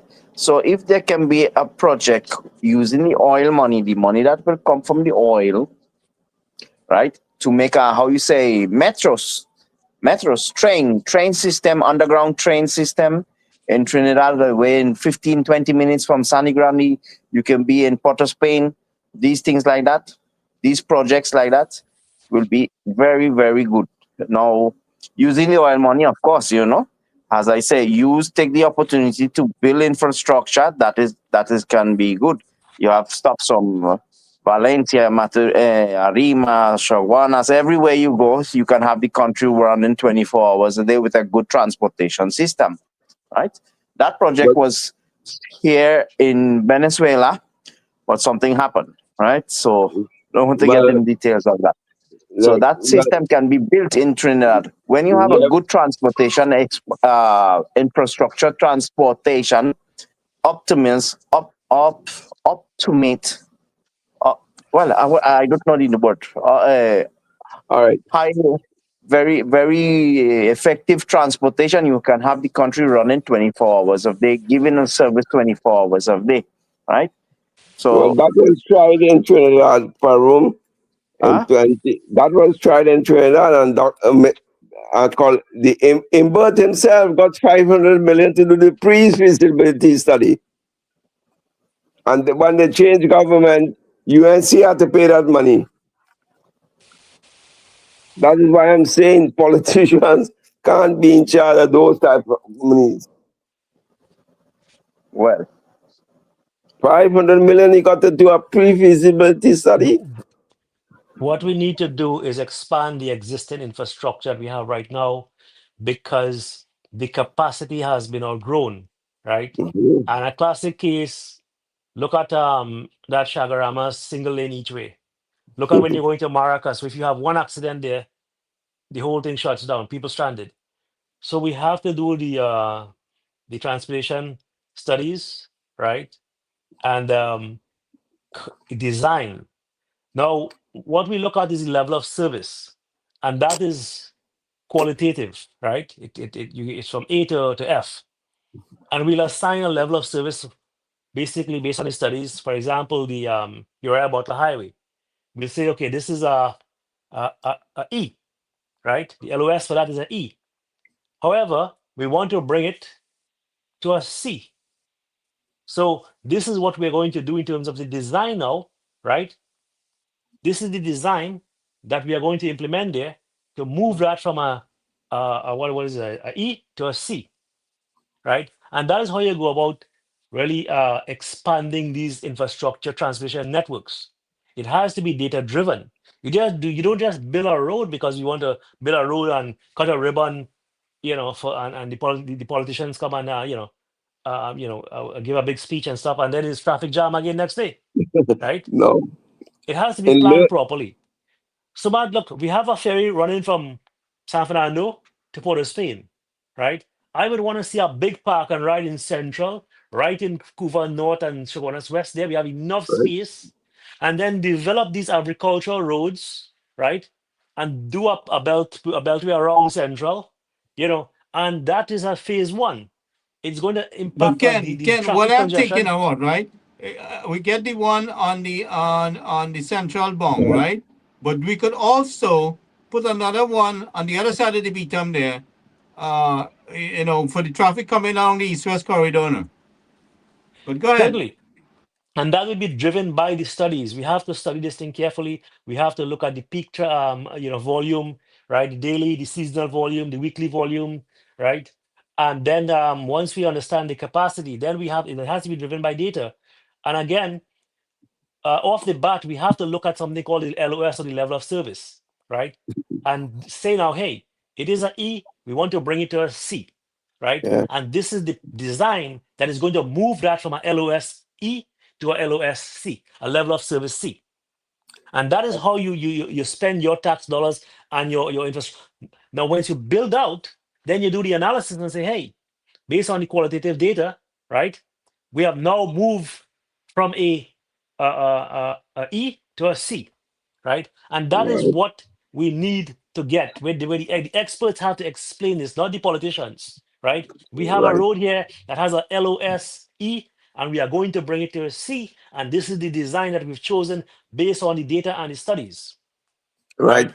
So, That's so a yeah, good. that's how you do it. You don't just go and Oh, pave road and expand a road, and then you come back 3 lanes, and then you come back to a 2 lane bottleneck, right? And people cursing after when they reach down by Freeport somewhere down there, because the whole thing is a 2 lane again. Expand the network, right? right. Expand it, and again, Ken, we need to decentralize and move things out of Port of Spain, right? you see, that Put is the point offices I'm in going to come to. Central. Yeah, decentralize it, move it. We have the by the Diwali Nagar, we have a agricultural center, a new building there, right? By the connector road, we have a lot of space there, so we could move things around. And when we start to build out these expand the network, right? We don't need to cluster everything in the middle of Chaguanas. We could move the health center out of the middle, out of Chaguanas, and put it somewhere on the connector road, right? And again, a park and ride down by Felicity, down there by Petersfield there. A lot of space to build a new ferry terminal. So we do San Fernando, Chaguanas, Port of Spain, right? And again, Suman, we talk about a ferry from Toco to Tobago, Yes, but right? A right, small ferry. yeah, but right now my concern more in lieu of your transportation plan, that something that could be implemented concurrently is the build out of government offices like what they have, the government complex.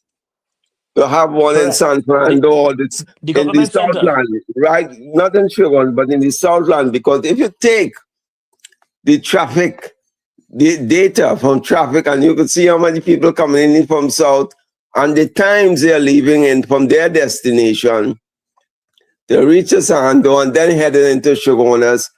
Right away, you could see, it's everybody rushing to go to town to pick up work.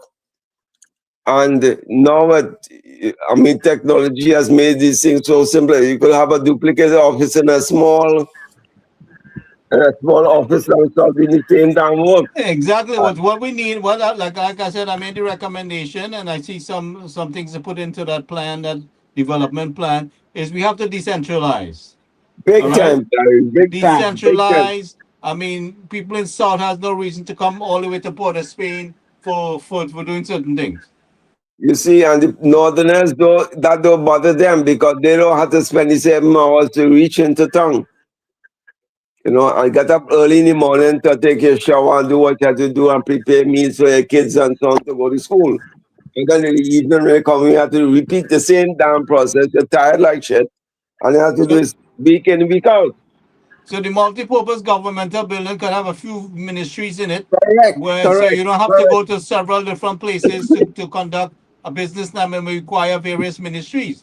So, adequate parking, adequate access back to the highway, things like that. Well, one of the areas they're looking at is the waterfront. project. Well, we don't know if that will ever come up in Sando. No, But but if that's it, it. But central, beside going to a waterfront, you don't want to bring the governmental business towards the waterfront. They want to bring it a little more inside. The waterfront should be for different things. But at the same time, I mean, like I saw they added one for central. I was also requiring that we put one in Sandy Grande area and then places like that. You know, but I those mean, could be satellite offices, smaller offices, but main thoroughfares, main concentration of population. Sando could very well deal with the Southland, and who live in Sugarwaners will take do run the offices in the Sugarwaners, and whoever in the Port of yeah, I mean, Spain. South could handle like Point Fortin, the Carcass Correct, area. correct. So You know. Southerners don't have to hit the highway basically in the morning. When they come in from Point 14, they come to Sando. When they come from Superior, go to Sando. That is your end point.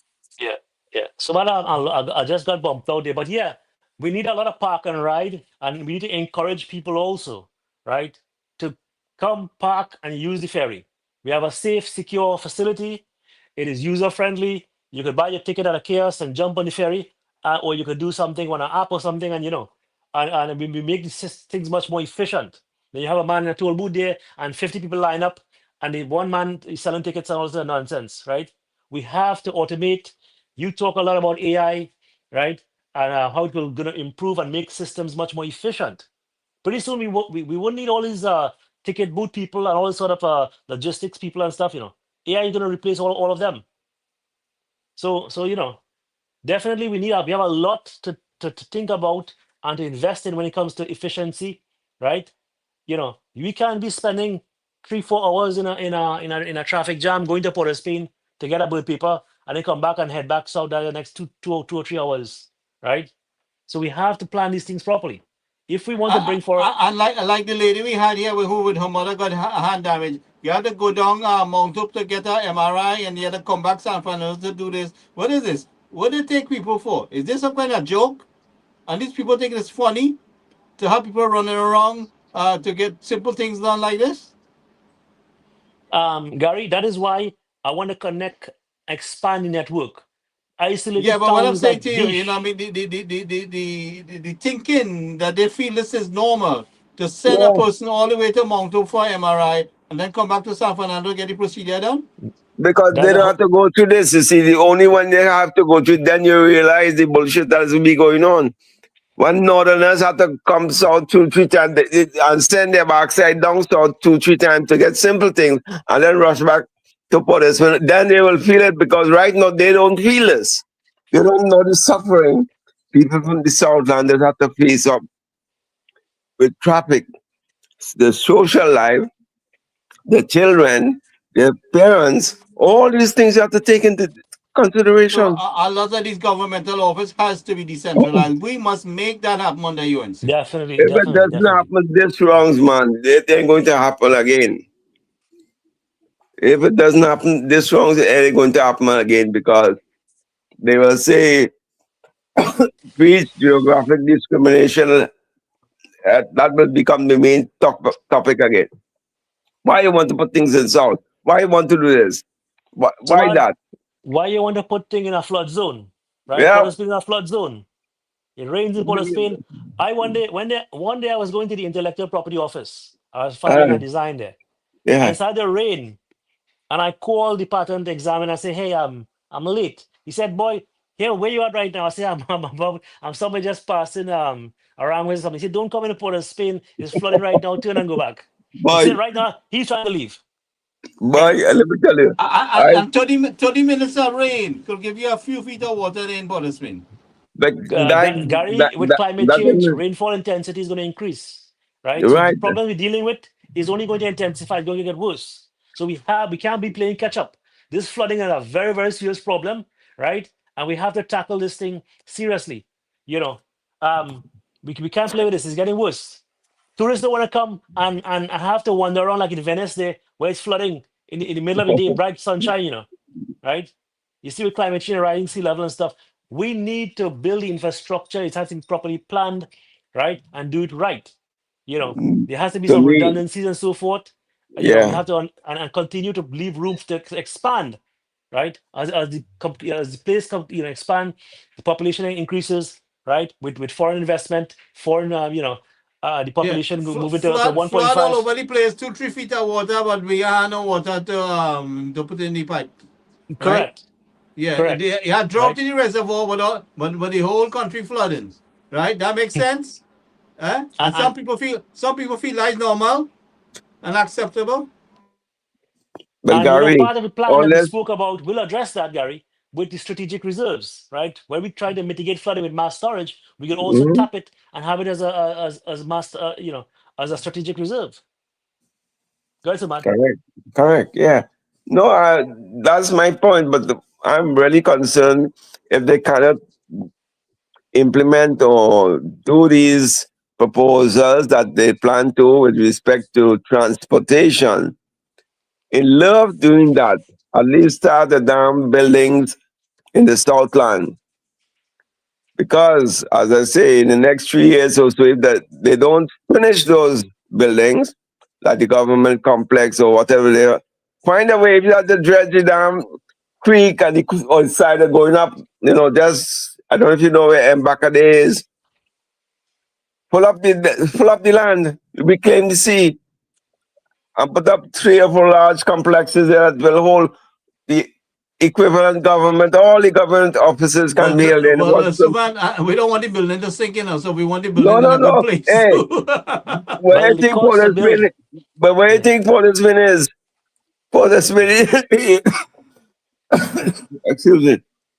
Portersville is below sea level. Yeah. Somebody So when we build things in also the south and central, we want it on good solid ground. correct, No, correct, no, they'll and be southern.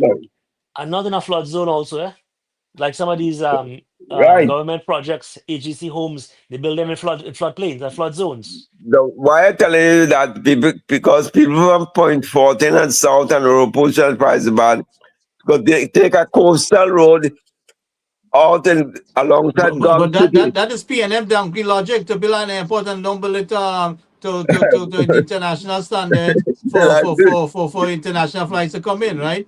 Don't And get me. for cattle and horse and donkey to be crossing the runway.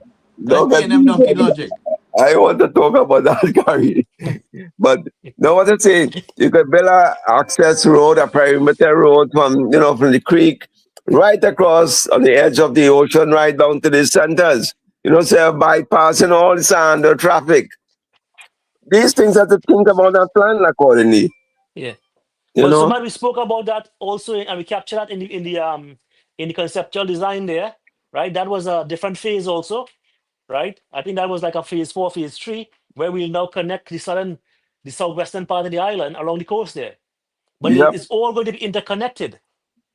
So yeah, this is what we need to do, right? If you want to spark development in some areas, we have a lot of undeveloped areas in Trinidad, beautiful places with access to tourism and so forth, right? We could look at the East Coast, right? I still think there's a lot of potential there, and also the ferry in Central. That is of utmost importance, right? But We'll remove you a lot know, of volume. We'll remove a lot of volume going into Port of Spain in the morning. but one of the main things that any government is to make life simpler and easier for the population to enjoy. That is the ultimate goal. If you cannot do that, Definitely. then come close to it. So tell me, don't waste my 7 hours of productive time to get into Port of Spain, period. I ain't going. I want no job in Port of Spain.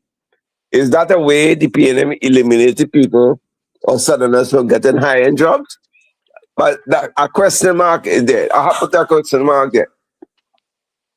Is that the way they punish people or punish southerners from not getting high-end jobs?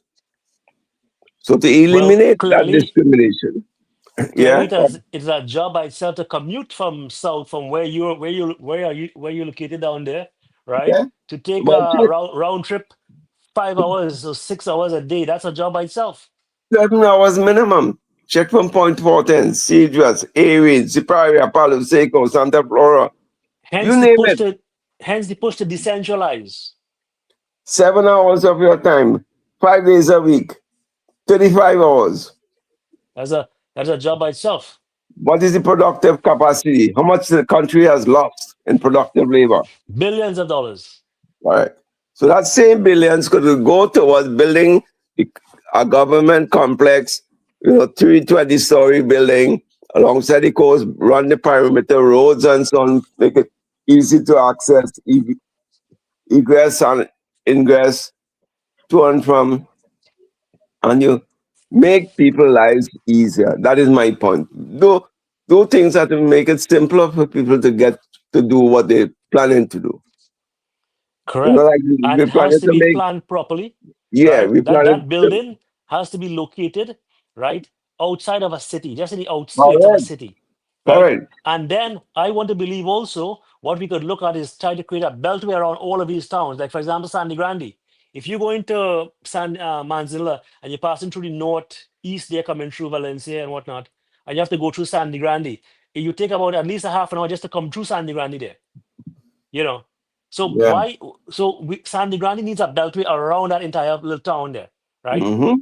If you don't have any business, you go around it, right? If you want to get in there to go to regional corporation, you get off on the exit, and do your business and back on that beltway, and you go your merry way, right? All right. So this way, you're not losing time in traffic, but you have to have the infrastructure to facilitate that, a certain type of infrastructure.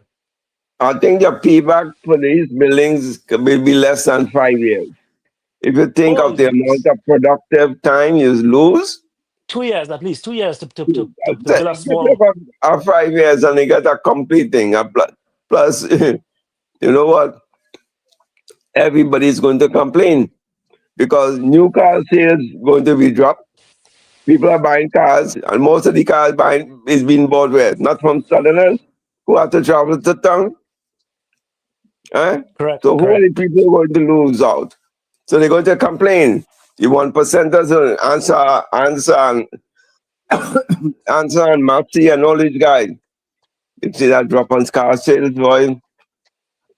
And new car sales. Southerners are buying no new cars because they're getting everything Sando. These are the ripple effects that it will cause. Yet, on the other hand, people will become happier because their lives has improved. They can get services at their doorstep, basically Sando. So, Madam, you mentioned that we need to continuously improve the quality of lives for the people, right? And that traffic problem is one. The flooding is another one, right? Even let's talk about the farmers. Not to say I want to deviate, I want to jump to that. The farmers, they're being flooded out, right? It doesn't make sense. These people growing their crops and have to wait for government subsidy. Again, the government is losing there, right? We talk about reducing the food import bill by $1 billion or $2 billion. But we have to invest in the infrastructure. Hello?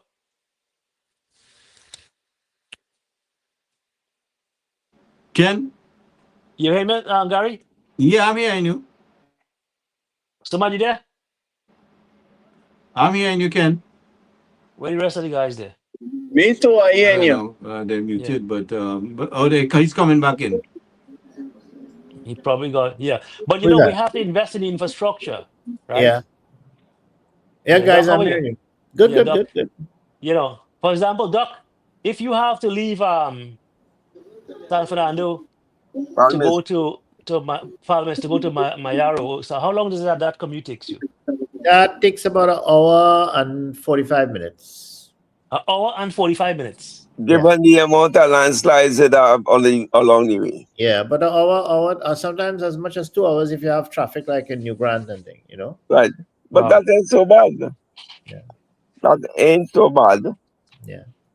That, But that seems to be all well and okay with the PNM. That's why they kept the country like that.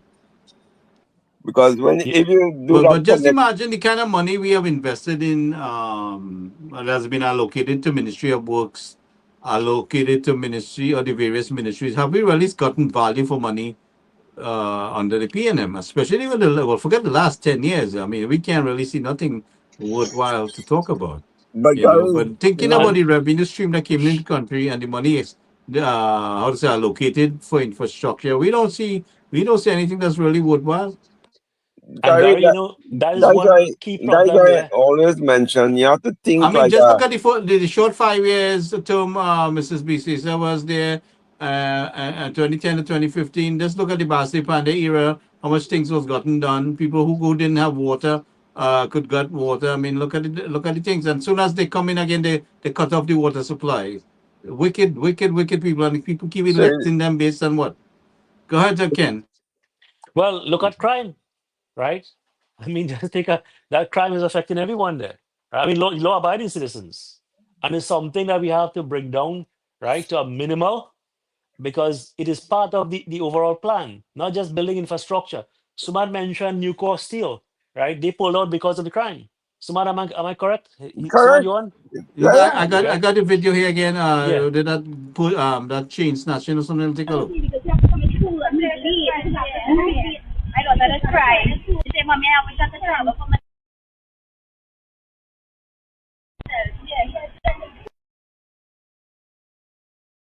When I did,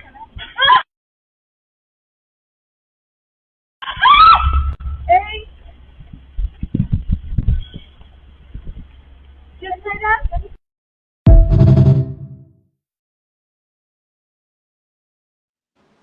Go ahead, Ken. So you heard what the woman said there, the victim? Just like that. Casually, this man walk up like he just walk, taking a Sunday stroll and snatch this woman chain, watch or something there, right? I mean, these are the type of things we don't want to have. We have to bring this down to a minimal, right? Minister Alexander has a big job ahead, a very important portfolio, right? I see him walking around with carnival and stuff. He's doing a great job there, but he has to now build on that success. We can't fall asleep behind the wheel because the criminals are rampant. They're moving around there.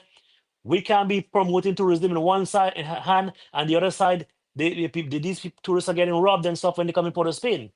You know, so we have to clean up the country. There's a lot of cleanup to do.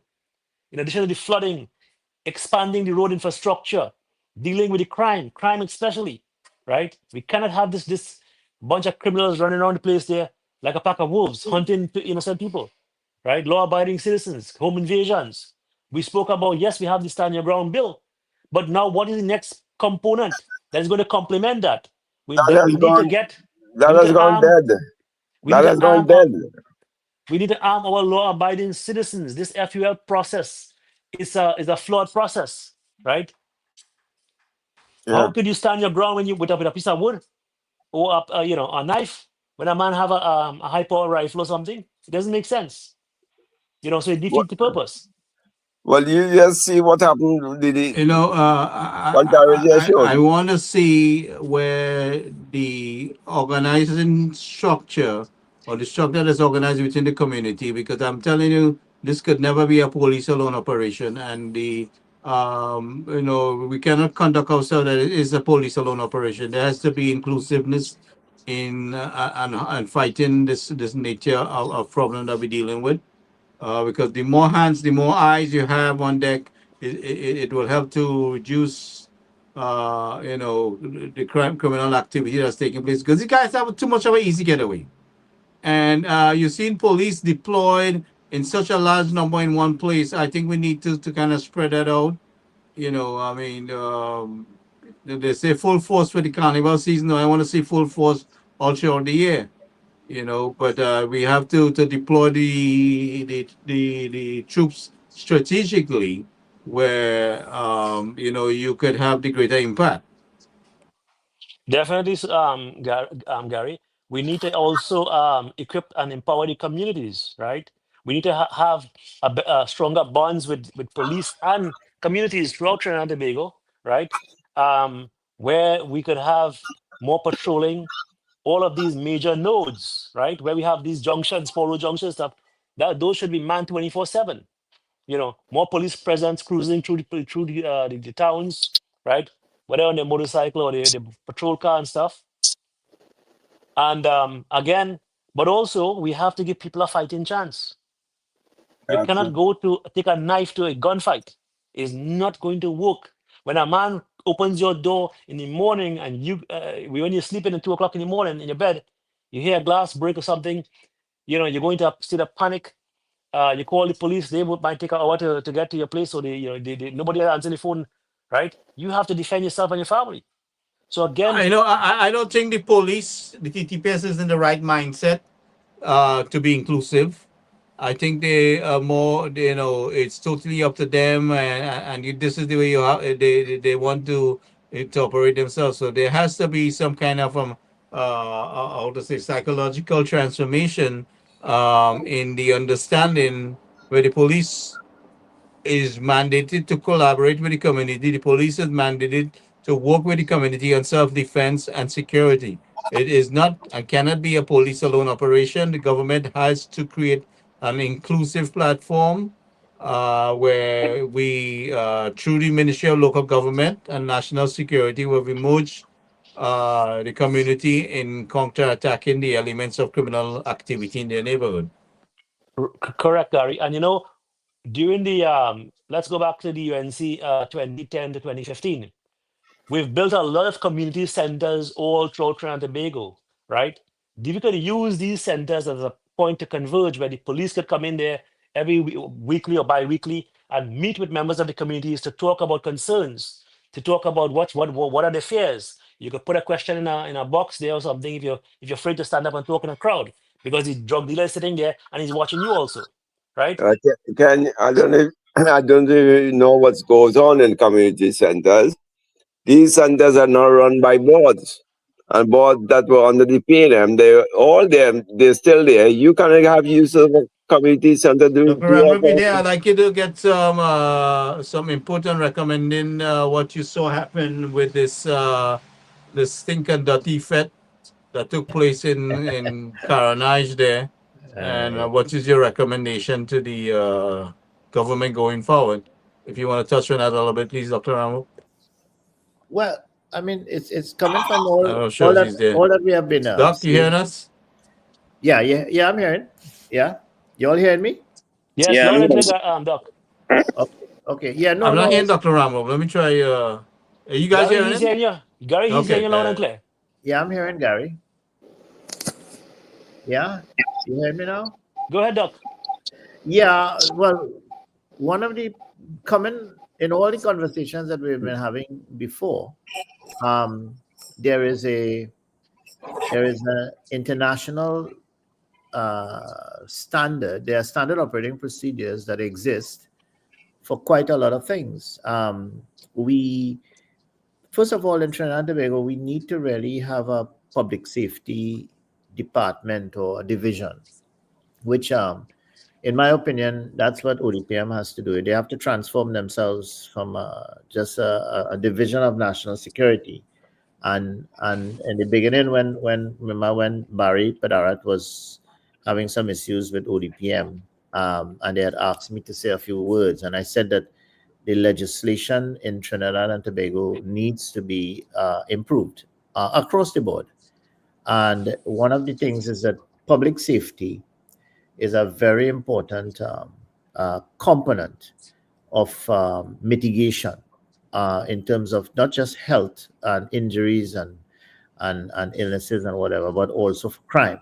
Public safety is a very important thing. As a matter of fact, studies and evidence-based studies have shown that quite a lot of crime could be reduced by good public safety and security practices.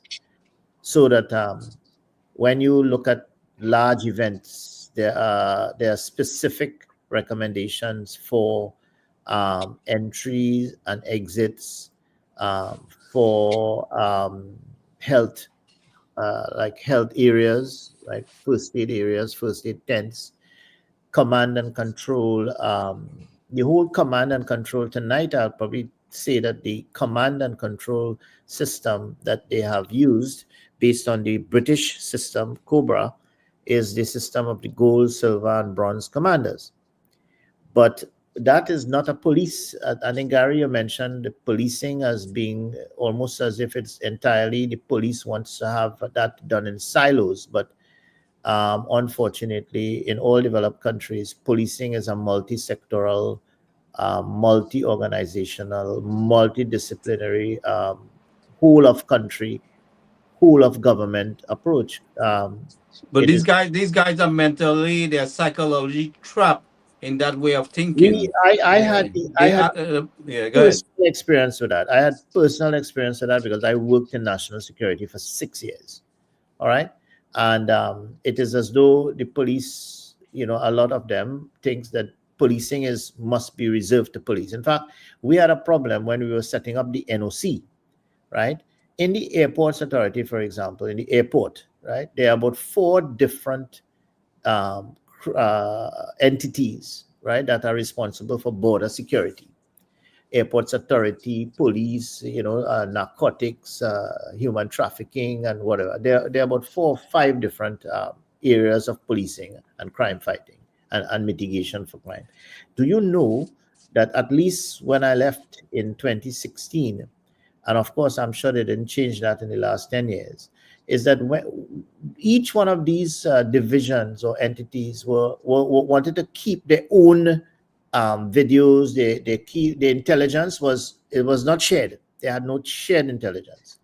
So quite a lot of times police will be doing their thing in the airport, immigration will be doing their thing, Airports Authority have their thing, and human trafficking had their thing, cross-border crime had their thing, international trafficking.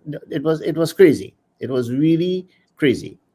And one of the big problems we have in Trinidad and Tobago is that for some reason, data are kept in silos, right? One of the biggest problem we had with respect for, and I don't know if Ken would remember, we had the Water Resources Agency, right, which came under Public Utilities and WASA. They had data that they were not even sharing with WASA. WASA has a lot of data, real good data, that only WASA That is will keep. correct. That is They correct. don't share it with other people, right? So we have a big problem in this country, right, with respect to data sharing and the use of data and use of intelligence arising out of data sharing and data mining and data warehousing. So the government of the day needs to kind of change its status quo and begin by good data management, creating specific levels of what we should say, I wouldn't say clearance, but certain levels of accessibility. right, so that certain Yeah, people, there definitely has to be some restructuring because we have some kind of dinosaur thinking people there that we have to that can't work. we have to have, like, for example, certain levels of, like, National Security Council could walk in a certain area and they have clearance to do so using a code or a badge or a barcode or something. Another person who works as a clerk in the ministry could only get access to certain areas and certain information. This is why we have problems when we're in government, that information is leaked, right, from sources that are not supposed to get that information. So that if, for example, only 40 people have a certain level of clearance, and we find that data has come from that 40 in that area, then it has to be one of those 40 people. So you see, we have to now begin to do that because the government has to protect themselves with respect to data and how data is transformed into information and how it's going to, in the last year before general election, that is going to come back to haunt them just like previous years. So that all the good work that they want to do and they intend to do, they will lose it because they will start leaking information about certain things that will be detrimental to the government, and they're going to make a big scene about it because they know the other side knows how to use social media, they know how to use lobbying, they know they have people now who they train in, right, to convince people, and they have a lot of fake news and AI that could be done now. So we have to even cater for that going forward in this next elections. There's going to be a lot of AI using fake news and everything, and you wouldn't be able to know which is which, and they should start preparing for that now, because right now on Facebook, social media, Instagram, not so much LinkedIn, but in a lot of the other social platforms, you don't know which video is real or fake. I just saw an article there just before a little while during the show that they took a reporter from one of the stations, I think it's CNC3, and make it look like he was saying something in particular that wasn't said. And they had to say counterattack it. So they already started doing that nonsense in Trinidad. Right. So the answer to the question that was asked about the peninsula is that there are clear guidelines for large events in peninsulas like that all over the world. You just have to Google activities in a peninsula, and AI will give you a reasonably good account of what needs to be done. It's not rocket science now, really. And any person in a ministry could do that and bring a document for somebody, because it's going to be most of the times relevant to what we have to say. It's not even hard now, to do that. So that's the second thing. So I think that really what is needed is one, right? The Prime Minister indicated that yes, defects can occur, but I think she's going to be saying that in the context of, well, we're going to have those threats, but we're going to improve the logistics. We're going to improve the emergency management. We're going to improve the public safety requirements for people, so that hopefully they could listen to people like us, myself, and some other persons who have been trained in large events like the ICC World Cup Cricket, VSOA, Summit of Americas, who we received training for that. So we could actually give them some guides. The second thing, with respect to not just the legislation and the development of a public safety entity that coordinates all the other public safety entities like OSH, like EMA, like health, like public health, all this sort of things. There are a lot of agencies that will fall under public safety that resides in specific ministries. So it's not that you have to reinvent the wheel, it's just that you have to have a coordinating mechanism or entity that does that allows people to put in the necessary performance indicators for the other agencies to fulfill and share to them on a daily or on a timely basis of what is required every minute or every second for public safety.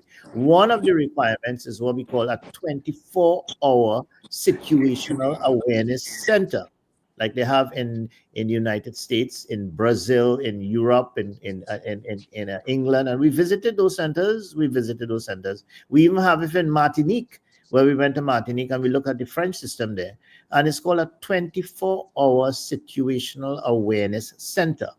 In that center resides crime, intelligence, public safety, disaster risk management, and of course, the military, in all the divisions of the military. And that is basically the National Operations Center.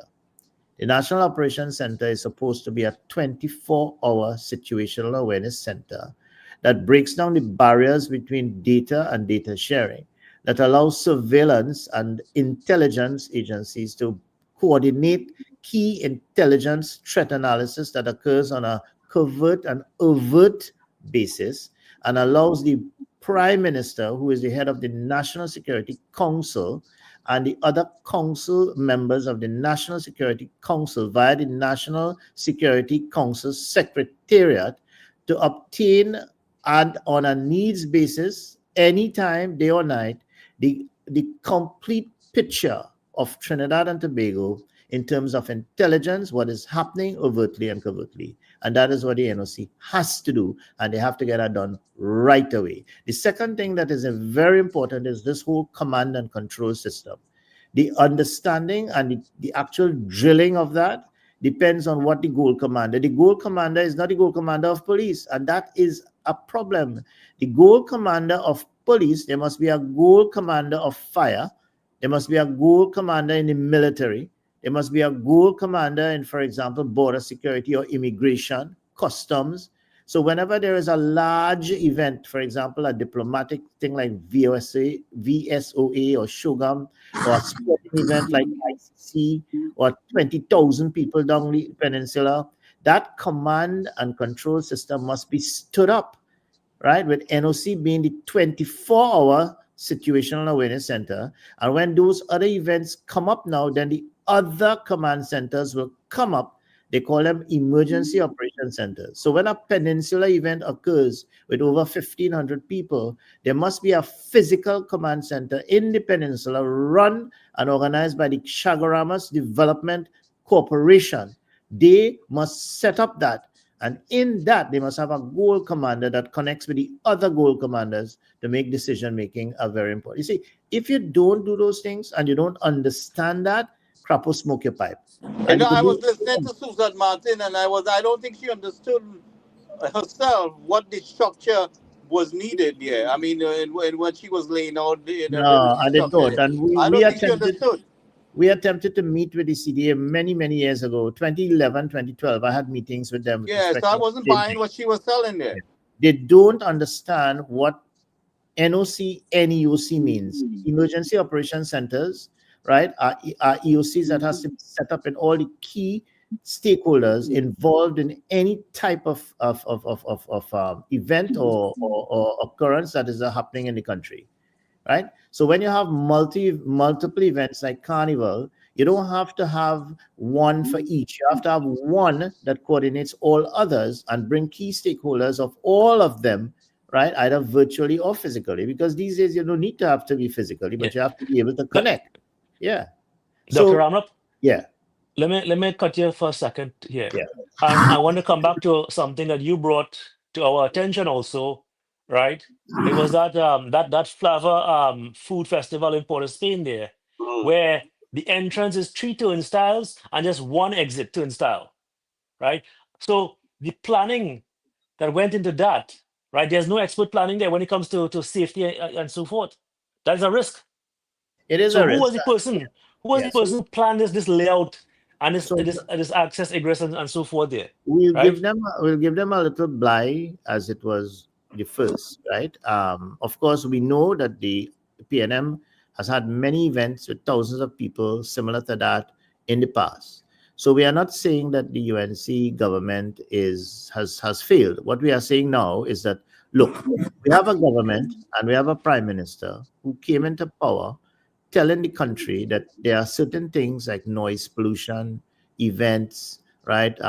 Granting of licenses for all these events, right? She talked about many things that has to change. She said legislation will have to come forth now, right? And we're going to improve this country, and we want you to give us a chance to do that. And they have won the election. So it was very quickly done, right? I know Peter Kanhai and of course the Honorable Minister of Culture, and I know one of the young guys from Naparima. I mean, I mean, every time I Doc, take, but I want to make a point here. No, I yeah, understand that we just took government, but we could have done much differently if they had given us a hearing because we made yes, many attempts, right? absolutely. Okay. But you know what? Listen, it's done. Thank God. I mean, the only thing that happened is they did in the last night, they had quite a lot of robberies, right? People were held, which means that it failed in the sense that security wasn't as they thought it was, because in the compound itself of Flava, they had quite a lot of robberies, and people with dark pants and dark shirt were pickpocketing, and there was some serious issues there, right? Also, the So traffic management coming out of it definitely, and with pedestrian traffic. people in between cars and things. So listen, we have made our point, right? And remember, Sumant, very early in these conversations, we said, and this is what you all were talking about. I didn't intervene because I know it would come to that eventually. And when we're talking about movement of people from Port of Spain, we talked about infrastructure being only one of the options, but there are multiple things that has to be done. For example, I mean, I know of a couple who had to go to Port of Spain to meet a particular doctor in a clinic because that doctor was providing that type of service for their eyes and it was not available in South, right? There are doctors who are seeing patients in clinics, young doctors, young physical 22-year-old strong doctors, and they are sitting in the clinics to see people 85 years old, 75 years old, 60, 69, 82, sick with wobbling in wheelchairs and whatever. That whole system has to change now, where doctors go to meet people in the communities at their homes rather than these people coming to meet the doctors. You know, this is another means of reducing people on the highway. There are other things. Suman, you gotta fix your mic. Your mic messed up, Suman. Fix your mic. Yeah. One of the main pillars here, hearing better? Yes, I'm here. Loud and clear. All right. One of the main pillars of this government was people-centered governance. Why can you say you're doing people-centered governance when you watch 85-year-old and exactly what Dr. said, differently able, the handicapped, elderly who can't see properly, who have strokes and all these sorts of things, crowding a system which is already crowded. You're bringing these people now. Think of it. You have to go with somebody in a wheelchair. What happens? It's two people, sometimes three, have to go with that person. Wouldn't it be easier to take this service to the household? And if we do our census correctly, we can know exactly and pinpoint where that household is and offer these services. The doctors, as you say, young, strong doctors, besides creating employment, will also get the field exposure as well. Yeah, I'll give you an example. You guys look at what I'm talking about in terms of now what we said earlier, and in answer to Gary's question about the peninsula, is that there are certain processes, right, that occur in all businesses. And of course, I know that Ken, you would understand that as an engineer, right, where every single piece of equipment or whatever, there's a process, right, or processes that have to be mapped. You have to know every single process in order for when you're doing an analysis of any problem or any issue, or when you're doing preventative or scheduled maintenance, you can actually go and rectify the processes, right, or fix it or re-engineer them. So you must know them. So business management and Sumant will know, and people who are in business will know that in any industry, in any company, in any entity, a company like Nike and IBM and whatever, they are successful because they can map all the processes, right? And they have it in a book. And when you do your processes, you can develop standard operating procedures arising out of those processes, and you are able to review them. You're able to create key indicators of performance. You're able to measure these processes. You are able to eliminate duplication, right? Redundancy, right? In other words, and you're able to streamline these processes, and you begin to go smoothly. We asked the government, we give them a little time. So we said every single ministry should put in this business process in it and begin to identify all the key processes within each of the ministries that you are going to effectively improve at the end of your term, this 5 years, so that you can ask the people to vote us back in, because you are going to show them realistically that I'm taking improvement from a point A to a point B.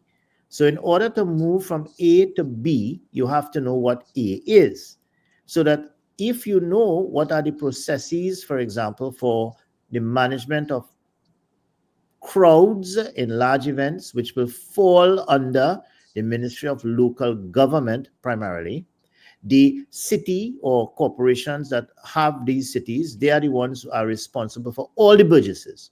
So in terms of our legislation, the final responsibility in law resides with the local government officials. And okay, that is... Doc, just stick up in there for me, just jump in. Yeah. The Ministry of Public Administration is the ministry in charge of all process mapping for every single other ministries. Now tell me, how can that ever happen? So that firstly, they're not qualified. They don't have qualified people to do the process mapping. So I was part of that team, and it never took off to the point that Ministry of Education alone, they have to have staff in the Ministry of Education who knows the process. When you're sending a guy from public admin in local government and he doesn't know the damn process, what is he going to recommend or suggest? And this is the point. This is the point where the system breaks down. So even that system needs to be re-engineered. Go ahead. Yeah, so therefore, in terms of the peninsula, the authority for the burgesses fundamentally will reside with the local government authority in that area, whether it's the Diego Martin Regional Regional Corporation or whatever it is. I don't know which one it will fall under, but definitely they will have to now sit down with all the key stakeholders: CDA, police, fire, the marine interests, right? The Fishermen's Association, businesses in the area, business chambers, the Coast Guard, the military divisions responsible, right? Traffic management, Ministry of Transport in terms of Ministry of Works, in terms of the roadways leading to it, etc. Blah, blah, blah, blah. tourism, of course, because there's quite a lot of tourism, and bring all the key stakeholders. I'm just thinking right off my head. They need to do a post carnival review or a post event review. Get everybody on the table, right? Go through all the processes that would be required going forward. Use international standards for crowd management. Develop all the relevant areas. Do some tabletop exercises. Test it with a drill, maybe using an event that will occur maybe after the Lenten period, right? And then look at all the gaps, fill the gaps as much as possible, right? So that the next time the Prime Minister hopes to have a function or sees something going on there, she would not see the level of distress that would be created for the other burgesses in and around the peninsula. So that is the way to go. And to do that, fundamentally, we go back to our first discussion, Sumant, where all ministries under public administration begin to measure the systems, the processes, look and develop their standard operating procedures, re-engineer any processes that are redundant or just being duplicating each other and wasting resources, begin to put in the key performance indicators, share that with the public administration, etc., etc., etc.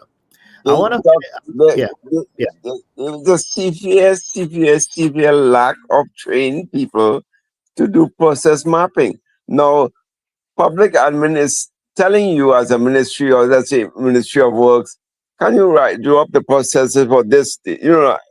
Break down a project and do the process mapping and how the employees you got to maximize the use of this engineer or this, whatever it is, personnel. But the Ministry of Works themselves do not have the capacity to do that. They don't understand the concepts of doing process mapping. So not only the work, but all the other ministries complain, and public admin could not assist them. So I'm going to give you an example. Go ahead. I'm going to give you an example that I just finished. In fact, before the talk, I'm doing a forensic analysis of a patient who is suing the North Central Regional Health Authority. I won't go into too much details of the particular case for medical legal reasons, but I want you to look at what I'm talking about and why he's going to be suing them. All right. So this man had a problem with his little toe, right? His fifth toe. A big, strong man. He's a 65 to 68-year-old gentleman who is a strong person. He has a bit of diabetes and hypertension. He developed a little, a callus on his just below the left toe. Went by a GP. The GP scraped it up, and eventually he started seeing some bone in it. He's diabetic, you see. So he went to Sangre Grande. Sangre Grande said, you know what, it looks really bad. Let me send it to Mount Hope. So he goes to Mount Hope, and Mount Hope says, oh my God, you might have a circulation problem. Let me do an angiogram. An angiogram is a test to check the arterial supply to the leg. Good. So they do the angiogram and they diagnose something called chronic limb ischemia, right? Chronic lower limb ischemia. This means that this guy could lose his leg, right? And he could lose his entire leg. And according to international standards, right, that has to be done within 5 days. He has to have what is called surgery. He has to have surgery, for example, right? Angioplasty to clean out that block or to provide another access route for blood to come down to save that leg. 5 days, So when they're going to take him to the operating theater to do it now, they say, due to lack of consumables, we are unable to do this operation today. Let's do it Friday. Good. So they tell the guy to go home and they will call him back. Yeah. The guy never gets a call. Tries to call them, and he's now in a lot of pain. Nobody has called him back. Right? After 2 weeks, he said, you know what? I'm going to go to a private nursing home. The man going to a private nursing home now. And the doctor said, well, you have to go and do that test and do the angioplasty in another nursing home in Port of Spain called Sinclair. Yes. So, but they're going to cost you $85,000 or $85,000 to $95,000, right? He said, well, it's Sunday. I can't get any money to you. The doctor said, well, we can't wait, I mean, it's $95,000. You'll have to bring it first before we do anything. That's right. So they wait and they wait and they wait. And Monday now, the guy tried to get the money approved and thing. Eventually, the doctor say, you know what, it's better we just take off the leg. I don't know. He convinced the man to take off the leg. When the man get up, they take off the leg from above the knee, not below the knee. He never signed a form stating that he wanted it out. Nobody explained to him that he's going to lose the leg, right? He just go into theater, and when he get up, above the knee gone. Nobody tell him, well, you know, if we see this, we will do this. He didn't sign a consent form, right? Money obviously was a big problem because clearly the nursing home where you probably wanted the money, so they didn't send him by the other nursing home. Now, if you look at what I'm talking about there, right? The inability of the process in Mount Hope for the doctor who wrote on the note to see this guy back Friday to do that surgery didn't reach the customer service desk to call back the guy to come back because that's urgent surgery. Think about this guy losing the leg and unable to walk, right? Think about the lady with the cancer who had a biopsy and need to come back for the breast cancer. Think about a lot of other people who would be in trouble because they needed that call back. So that whole process, that whole system whereby the hospital calls back the patient to come there has failed, you see. So this is an example of what I'm talking about, where the Ministry of Health has to look at all of these processes and identify the ones that are weak, the ones that are going to make the difference with respect to patients in this case, with respect to getting a birth paper in another case for a 65-year-old, you know, or getting an approval for a child to get surgery from the Children's Authority, or you understand what I'm saying? So these are very important things that government has to do through the Public Administration Ministry, get the right people to teach them about these processes, which are very important, begin to strengthen some of these processes. They're going to lose money. They're going to lose the lawsuit. They're going to lose it. He's going to sue them and he's going to win, right? So therefore, that alone is also causing government to lose money, just because of a simple fact that some disconnection occurred between the customer service, the doctor telling the customer service, somehow the translation of that doctor writing in a note didn't reach customer service to tell the guy, listen, come back. Or they didn't even tell the guy that you could go to a private nursing home and buy those consumables and bring it back first so we could do the surgery. They didn't even offer him that chance. So I reiterate from our earlier conversations, okay, Carnival is finished. Our year will soon be finished. Okay, and we only have 2 years, again, 2.5, 3 years before the last year before elections. So we don't have much time. We really now have to go back into our ministries, and we need to do a complete process analysis of a mapping of all the ministries' processes, every single one of them, and identify the ones that could be done at home, where people could go home and access the same services that they have to go to Port of Spain for. They could do it at home or in their communities via little caravans or little young people who are looking for a little job, right? Customer service or OJTs who could go to some of these houses, go to some of these community centers on a Monday, Wednesday, and process and help these old people fill out their birth paper forms. And these are things that could be done now, and you know, to really make a difference in this country, because really and truly that's what we need to win the next election. And these things, as far as I'm concerned, it was a matter and is a matter of urgency that needs to be done now, and should be taken into serious consideration. And we were giving these advice way ahead of time. But these are the low-hanging fruits, which you said right after election. You said these are the things that they can implement. Which is a life and death matter. It's not just a matter of low-hanging fruits, a matter of life and death. People losing a limb, they're losing their life. This is the point. I mean, how much money will this take? Fix your mic, your mic. Fix your mic. So check your mic. Okay. How much funding will this take? This is a low-hanging fruit. It's a customer service. It's a systems problem. So they have to redo all the system. Remember, I keep on telling you guys, all the systems in all the ministries are broken. I think personally that was deliberately done. Why? Totally rotten, not broken. It was deliberately done so that PNM could do what they did. Did not sign contracts when people were given contracts. No signature. No date on contract. No, who is the lessor? Who is the lessee? No approval from the state's, the Solicitor General Department. You know, all contracts over a certain amount must be signed by the Solicitor General. Even a rental agreement for government building has to be done. So they get market value, fair market value, all these things has to be analyzed first. So these things were never done, so that the systems remain broken. And when the system is broken, that's good for all who decide that they're going to put it bluntly, thief people's money, thief the damn state's money. And this is what has transpired. So UNC now have to go ministry by ministry, redo the systems, make it efficient, make people culpable who are culpable, deal with them. A whole new level of training is going to have to happen quickly to ensure that they set up all these KPIs and start to measure what the deliverables are and so on, for it to come back on stream. As if it continues going like this, what's going to happen in the next couple of years? Because we talk about this as low-hanging fruits.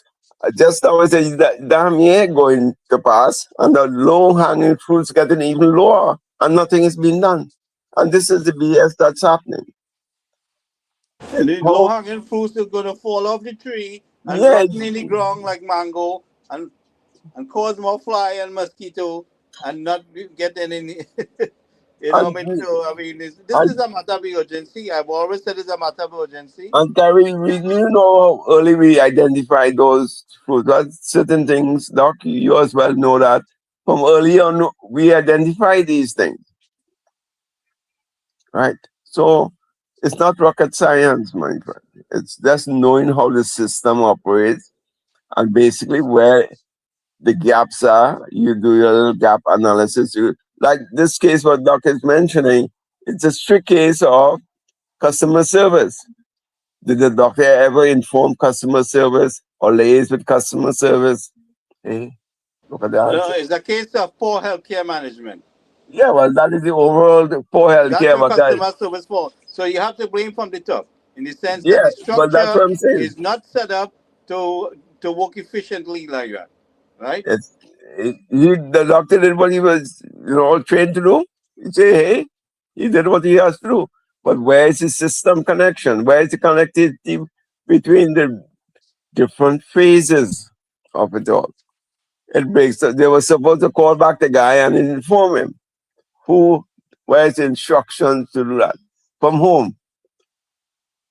So in that case, we do not have properly developed systems to handle these type of. I think it's easy. I mean, it's no rocket science to develop systems. There's no rocket science. Efficiency. Let's hear from our doctor from Venezuela, there, Dr. Paroma. So you got knocked out, so let's give you a chance to say a few words here. Listen, that's what happened to that patient there. You see what is going on there in Trinidad. I see that doctors use the word customer. When you use customer to a patient, it becomes a business, right? Here we don't say customer, we say patient. And any doctor, my patient, when I tend to a patient, my patient is exclusive and very special, right? Because Dr. Paru Maharaj is attending to you. When I make a remission to another doctor, and they hear the patient or they see that the patient belongs to Dr. Paru Maharaj, they run, you understand, to attend. What is going on is that in Trinidad, the medicine is a business, and that is where the failure is. You don't have you don't have money, you die PNM way. You understand? So when we start to look at people, our citizens, with humanity, there will be improvement. Now, that what happened to that patient that where they had to make an amputation of his leg because he's diabetic. That is a very, very serious crime here in Venezuela. You cannot cut off or amputate a leg of a patient without proper evaluation, because here we don't do that anymore. That does not happen here anymore. They try their best to save your legs. No, we are the But one of the the treatment has to be in a timely fashion to do that, right? yes, we take that very seriously here. That you don't play with that, because look, you are affecting the person psychologically. You're affecting the community, his family psychologically. That is a burden for a person. For example, I have encountered elderly people who live alone, does not have anyone to attend to. Their wife died or the children left the country, and nobody has there to attend to them. And the situation is that they are very sick, diabetic foot. We cure that. We go all out. Doctors go to the house, right? Go to the home of the patient where the patient cannot be Transported. transported to the clinical center, right? With the doctor, there's a doctor appointed and he goes there, right? Now, I'm not agree that a doctor has to go to a house of a patient that the patient can come. I do not agree to that, right? If the patient is on bed, he's elderly person, okay, he can go. But the other person has to go to the clinic, right? And these you have 101, 102, 103, 4, and 5 the amputation. 4 and 5 is amputation, right? So diabetes is a sickness now that we have technology here that we control. We reverse the diabetes by doing other studies, right? I don't know if in Trinidad that they can reverse that. We use stem cells and a lot of things to avoid amputation. Amputation of the legs or hand or other complications with diabetes, right? So I don't know the case really, what the more details on the case, but that is a very serious thing here, right? Now the health system that I see is the government change, yes, but the attitude of the people who are against the government or who are doing spitefulness to the citizens, they change? No, they are not changed, right? So spitefulness is one of our public disease. Anywhere in the health or police service or anywhere you go, you have that spitefulness attitude. That is the worst disease than cancer, right? Or worse than any bacteria or fungus or virus. That's one of the biggest problems Trinidad has, spitefulness, right? So you cannot misplay, or let's say we have that attitude. It's not my family, I don't care.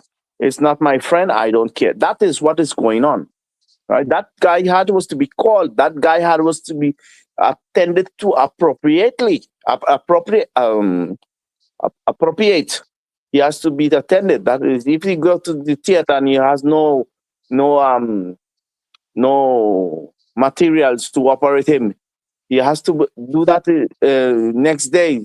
See what he can do. Tell him, go buy it, get it. It is an urgency. There was no emphasis on him to help him. There was none. That what was mentioned, what I heard there.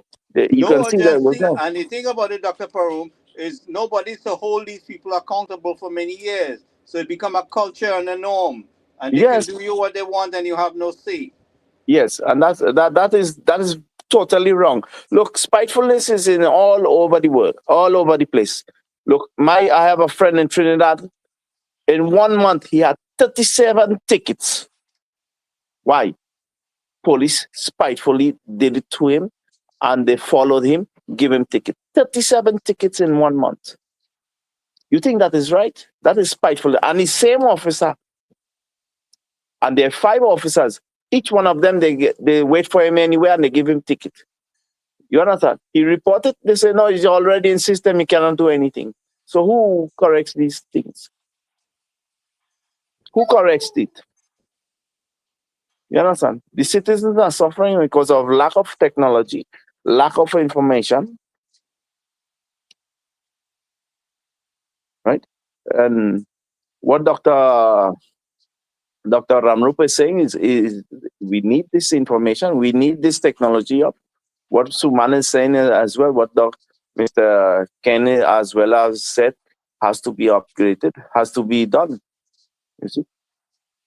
Effective healthcare management needs to be put in place so that we can proceed in the right direction.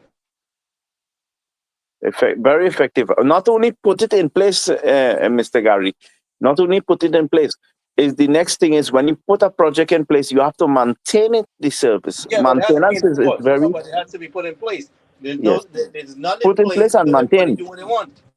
Yes. Put and maintain, and not only persons. You see what happened for the past 10 years too. You are my friend, I put you in that position here for you to work. So because you're my friend here. And your person is not qualified as well to be working in an area as Mr. Sumana has been saying. Right? Mr. Sumana is right. There are many positions, public positions for that people are in and they are not qualified. This man was to be called upon, has to be made a follow-up on him. What is going to happen with his leg? That person who was in charge of that is not qualified, does not have humanity to call this patient and say, hey, come, we get through everything. That is what was to happen. He has to have a patient who have humanity, has to be qualified to follow up on this patient. You know what psychological damage that had done on this man to lose his leg? Because of that is medical negligence. Medical negligence. And it's a very shameful thing. It's not me. I'm a medical doctor, and I feel very, very shameful that has happened. That one colleague of mine have let that or permitted that to happen. It's not me, but I feel very embarrassed. I feel very shameful. It's indeed the problem was due to peripheral artery disease, and he had gangrene of the left toe, and he did not get the angioplasty in Mount Hope because they had a lack of consumables. So they sent him home. They didn't connect with him, and they said they didn't give him the option to buy it. Then he goes into a private nursing home where they took advantage of him, and he even he was going to pay more at St. Clair. But they convinced him to stay back and just amputate the leg. The thing is, he never signed a consent form. Well, right? That's more problem. That's illegal. That's a crime. That's assault. Yeah, so, that's robbery. Yeah, that's assault. So basically, really, he didn't get permission. And then when he went in, the vascular surgeon obviously tried the below knee, must have seen the circulation really bad. So he kept chopping. And then he said, you know what, let's just cut it off from on top. But he never told the guy that he was going to take off his leg above the knee. So the fact that he didn't sign a consent form. And the other thing is amputation, as you just correctly said, the international standards for amputation is you have to have a multidisciplinary approach, a psychologist, a physiotherapist, a prosthetist. You know what I mean? A man who was working in his old age, he was working physically. He's going to lose a leg. And you go now, okay, I could understand the hospital. I could say, okay, I'll give them a blind and say, okay, his hospital is public, you know, they have everything in place. But you go to a private center of excellence and they don't sit down and counsel this guy. He goes now into the theater and he's expecting a below knee and he comes out with an above knee and he hasn't signed a form because he wasn't given a form to sign. So they are in trouble, both in Mount Hope and also the private nursing home. But it's not so much a trouble. It exemplifies what we have in Trinidad. We have a public healthcare system that has no regulatory controls, systems that are haywire. Look at the young child, for example, who died in the ward at San Fernando whilst the doctors were doing ward rounds. Yes? And the child died because he actually aspirated, right? Because he was given, a certain medication, right? Unfortunately, it caused aspiration and he died. And the reason why he died is because he wasn't given a chance by a properly trained code blue team that should exist in all major hospitals. He was seen by doctors who was just doing a ward round, who had no training in intubation and emergency resuscitation. So the system failed, and a little boy, he may have been given a chance, he died. You see, put that Medical negligence. put that into the public domain now, where you have a young man who goes to a FET. He's using medications and drugs, maybe ecstasy or whatever, but he develops a cardiac arrest, yes, in the middle of a FET. Hundreds of people are around him. The emergency services take a long while to get there because of the crowd and the poor management of the MOSPIT in these large events. They have no ambulance or medic on the scene, so they have to bring the stretchers from outside where the ambulance is posted. And all of that time, you have no system where you can move somebody to a tent and they can begin some resuscitation and even have a defibrillator. In a country like ours now, you can't even use a defibrillator because you don't have a paramedic system. You have an EMT basic system. So even if you electrocute the heart and get it going, you can't maintain the heartbeat. So you're not able to reperfuse, you're not able to give an injection, you're not able to put up a drip and give chemicals to keep the heart beating to take him into the hospital. So there's another thing I saw there as well, Dr. Ramrup, is there are nurses, a lot of nurses that does not know how to do an IV or putting in an IV or do stitching or something like that. Here in Venezuela, all nurses has to be well trained in administrating medication, IV treatment, muscular treatments, stitching, and these things like that. I see that is very lacking in Trinidad. The reason for that, you said it before, is that medical care in Trinidad and Tobago is doctor-driven. It's not patient-driven. And the reason for that is that there are no nurses can do it. They can do it because, for example, when I was on call as a young doctor and I befriended the nurses, I bought pizza and things for them for, Sundays and whatever. I will be home sometimes and they say, okay, doc, don't tell anybody, but we will go ahead and do it for you. Don't need to come out. I'll set up the drip, and they can do it. But the reason why they can't is because legally they're not allowed to do it. Only midwives in Trinidad and Tobago can put up drips, IV lines, only midwives. And they do that by what is called a standing order, where the medical doctor writes a standing order giving permission for them to do that. So that legislation has to change because they can't do it. They are trained. There are a lot of phlebotomists, for example, who take blood, you see. And a lot of that is because they have to be given medical standing orders, medical supervision.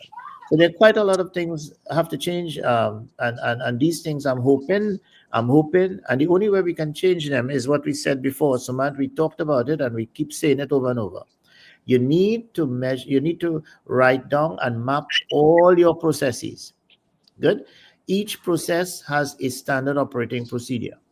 You need to go now and re-engineer them, bring them up to first world, right? You need to re-engineer them and bring them up to first world.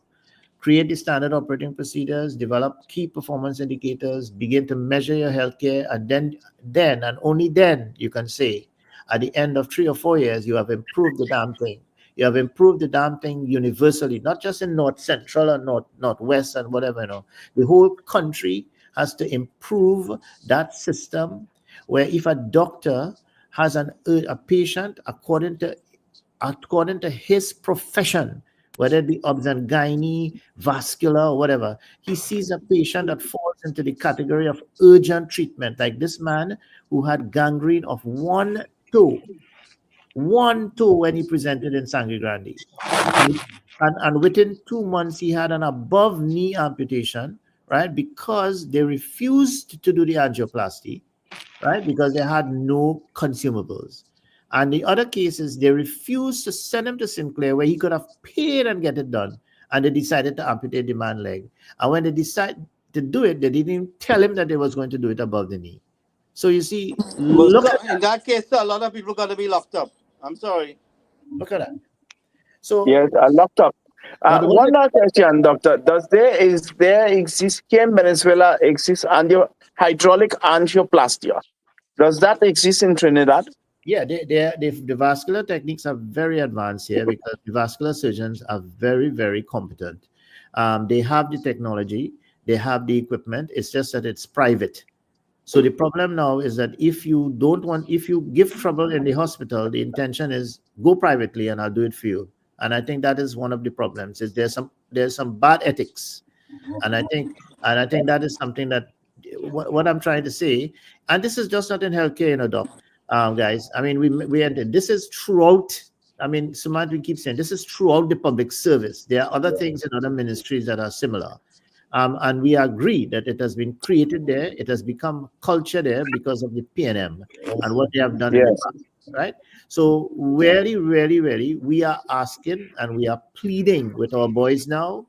We have young boys there now, young girls there now, and we are saying, listen, okay, we know you guys have a lot of plans for what you're going to do. You're young, you're vibrant, you're busy, you have a ministry, you've got a lot of responsibility by our Prime Minister. You have been given that. You have been given the freedom now to do what you have to do. But all we are saying is now we have people who have your backs and try to involve us a little bit so that we can probably guide you, come down a little bit and understand what we're trying to say. And the simple thing, everybody, I mean, Dr. Maraj, you would understand more in this conversation, right? The human body itself is a marvelous engine. It is effective, it is efficient, it is, listen to me. And the reason for that, in all the trillions, 26 trillion cells we have in our body, the processes are beautiful. They get overwhelmed when we have disease, but they are allowed to run smoothly. They have measurement. It have monitoring by the nervous system.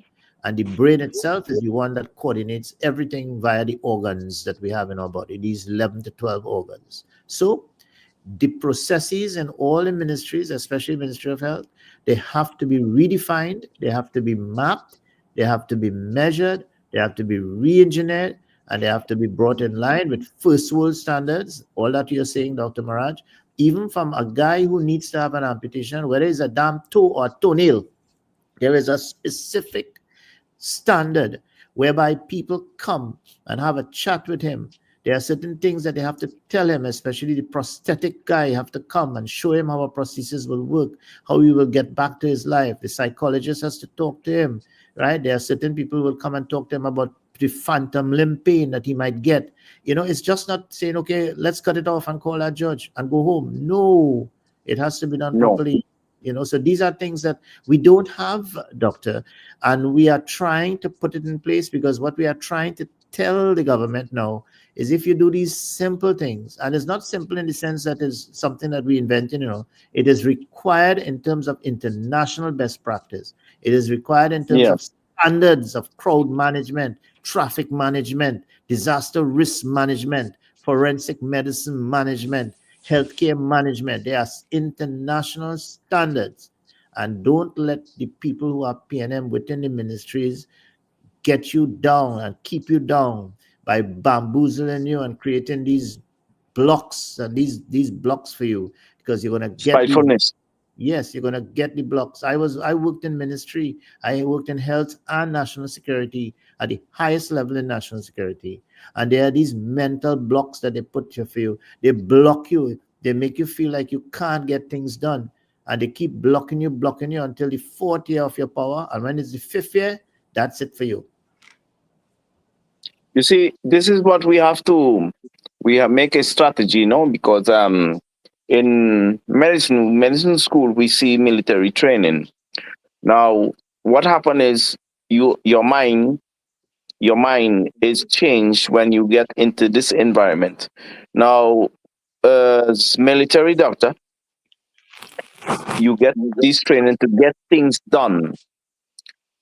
You get things done. We have to look at the position. What you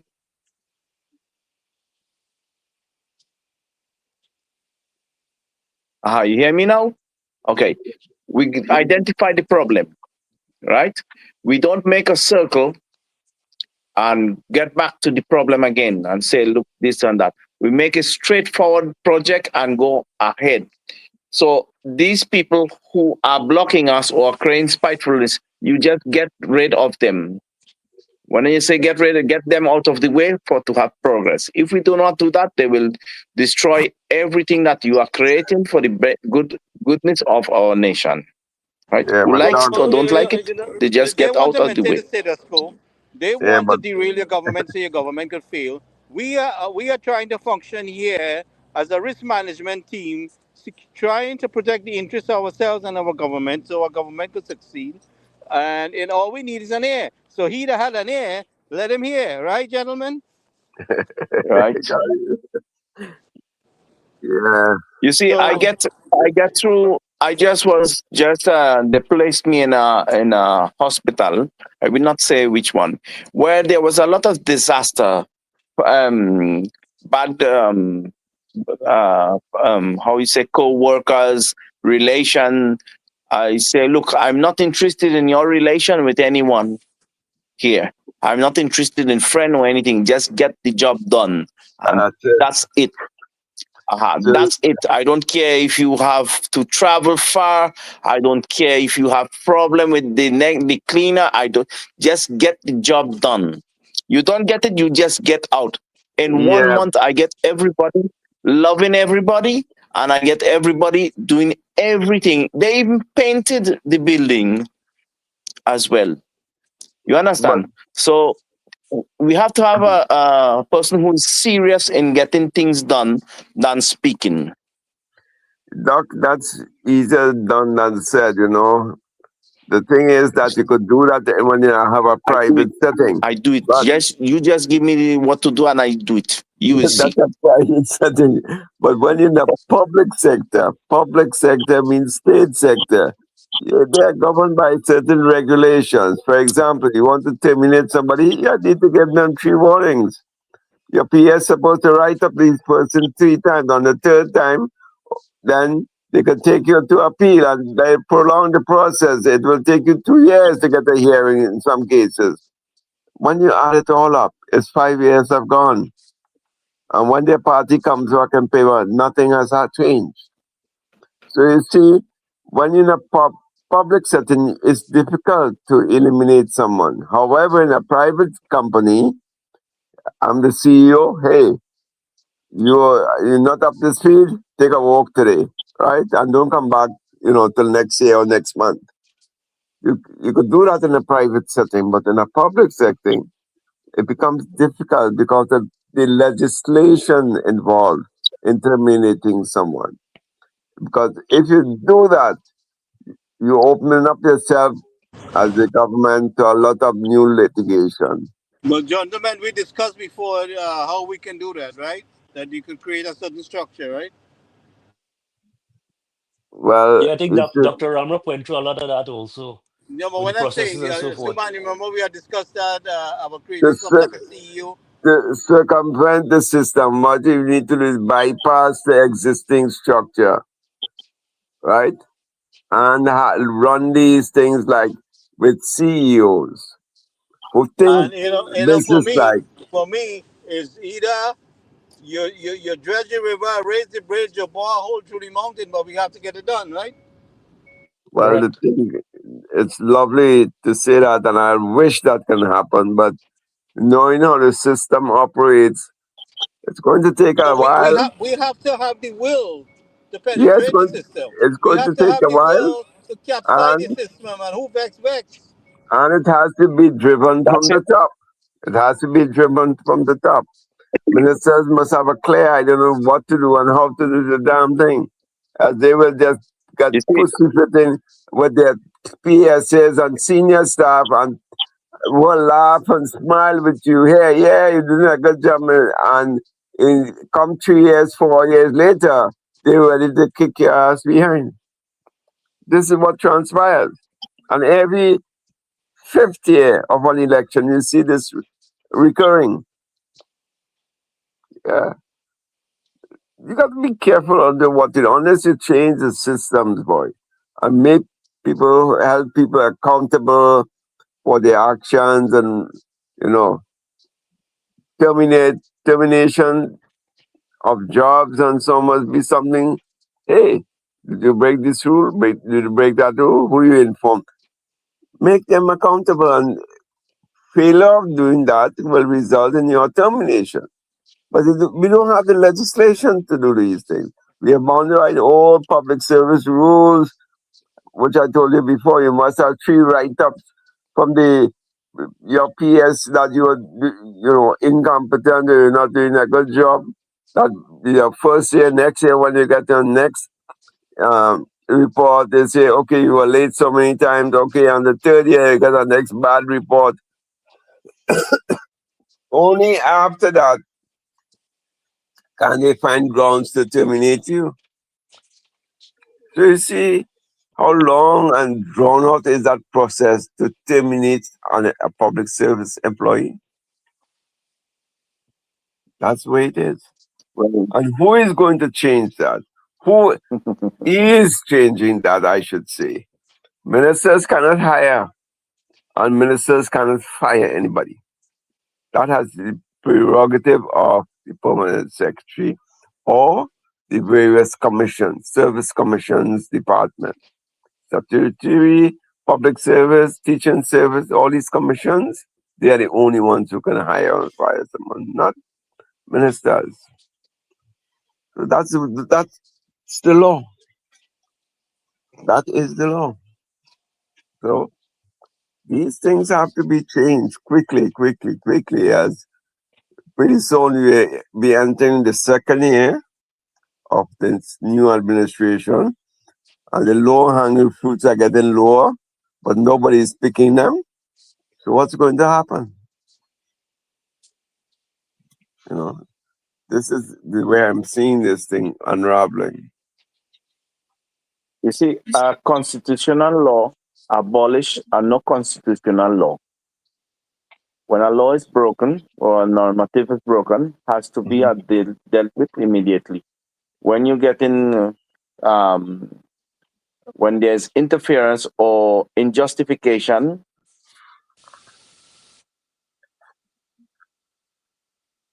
of an act, there are ways in doing or executing, how you say, a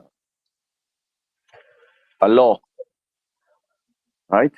So you break the law, you break the law or break the rules, you have to be dealt with immediately. No other ways can save you if you know the law well, right?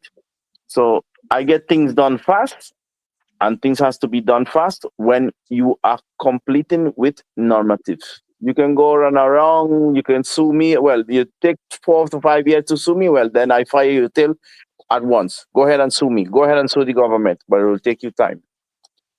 We have to operate like that, right? If not, we'll have the system down. We cannot let 2, 3 or a group of people have the system down. That has to change, and it will change. Let's get the things done. I'd like to keep reiterating, we didn't make this fight to maintain the status quo. We didn't get involved to maintain the status quo. And, whatever we have to do, I want to see it done in this first 5 years. We have to set the structure in place in this first 5 years so we can move forward. Yes, sir. Definitely. Definitely. All right, Definitely. gentlemen, thank you very much. Dr. Parome, it was a pleasure having you. It was a long while we didn't have you here. So stay in touch, with us. Yeah, well, I was very busy receiving training on bone marrow transplant and then things like that. Receiving a lot of training, medical advance, actualization. You say actual. I don't know the word.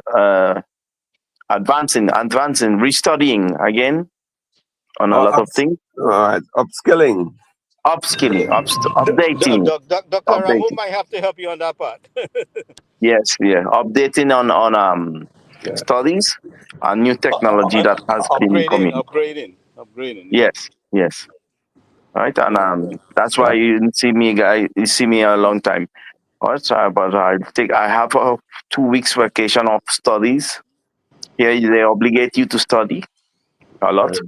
I only have 2 weeks. 2 weeks vacation. Then start up again. Nice hearing from you all. All of you owe me doubles. Yeah. Yeah, so we have a lot of infrastructural things to talk about, and we will include you in that going forward. Okay. We have Ken spearhead in the infrastructural designs, and we'll be in touch, on the chat. We're always available to you. So Okay.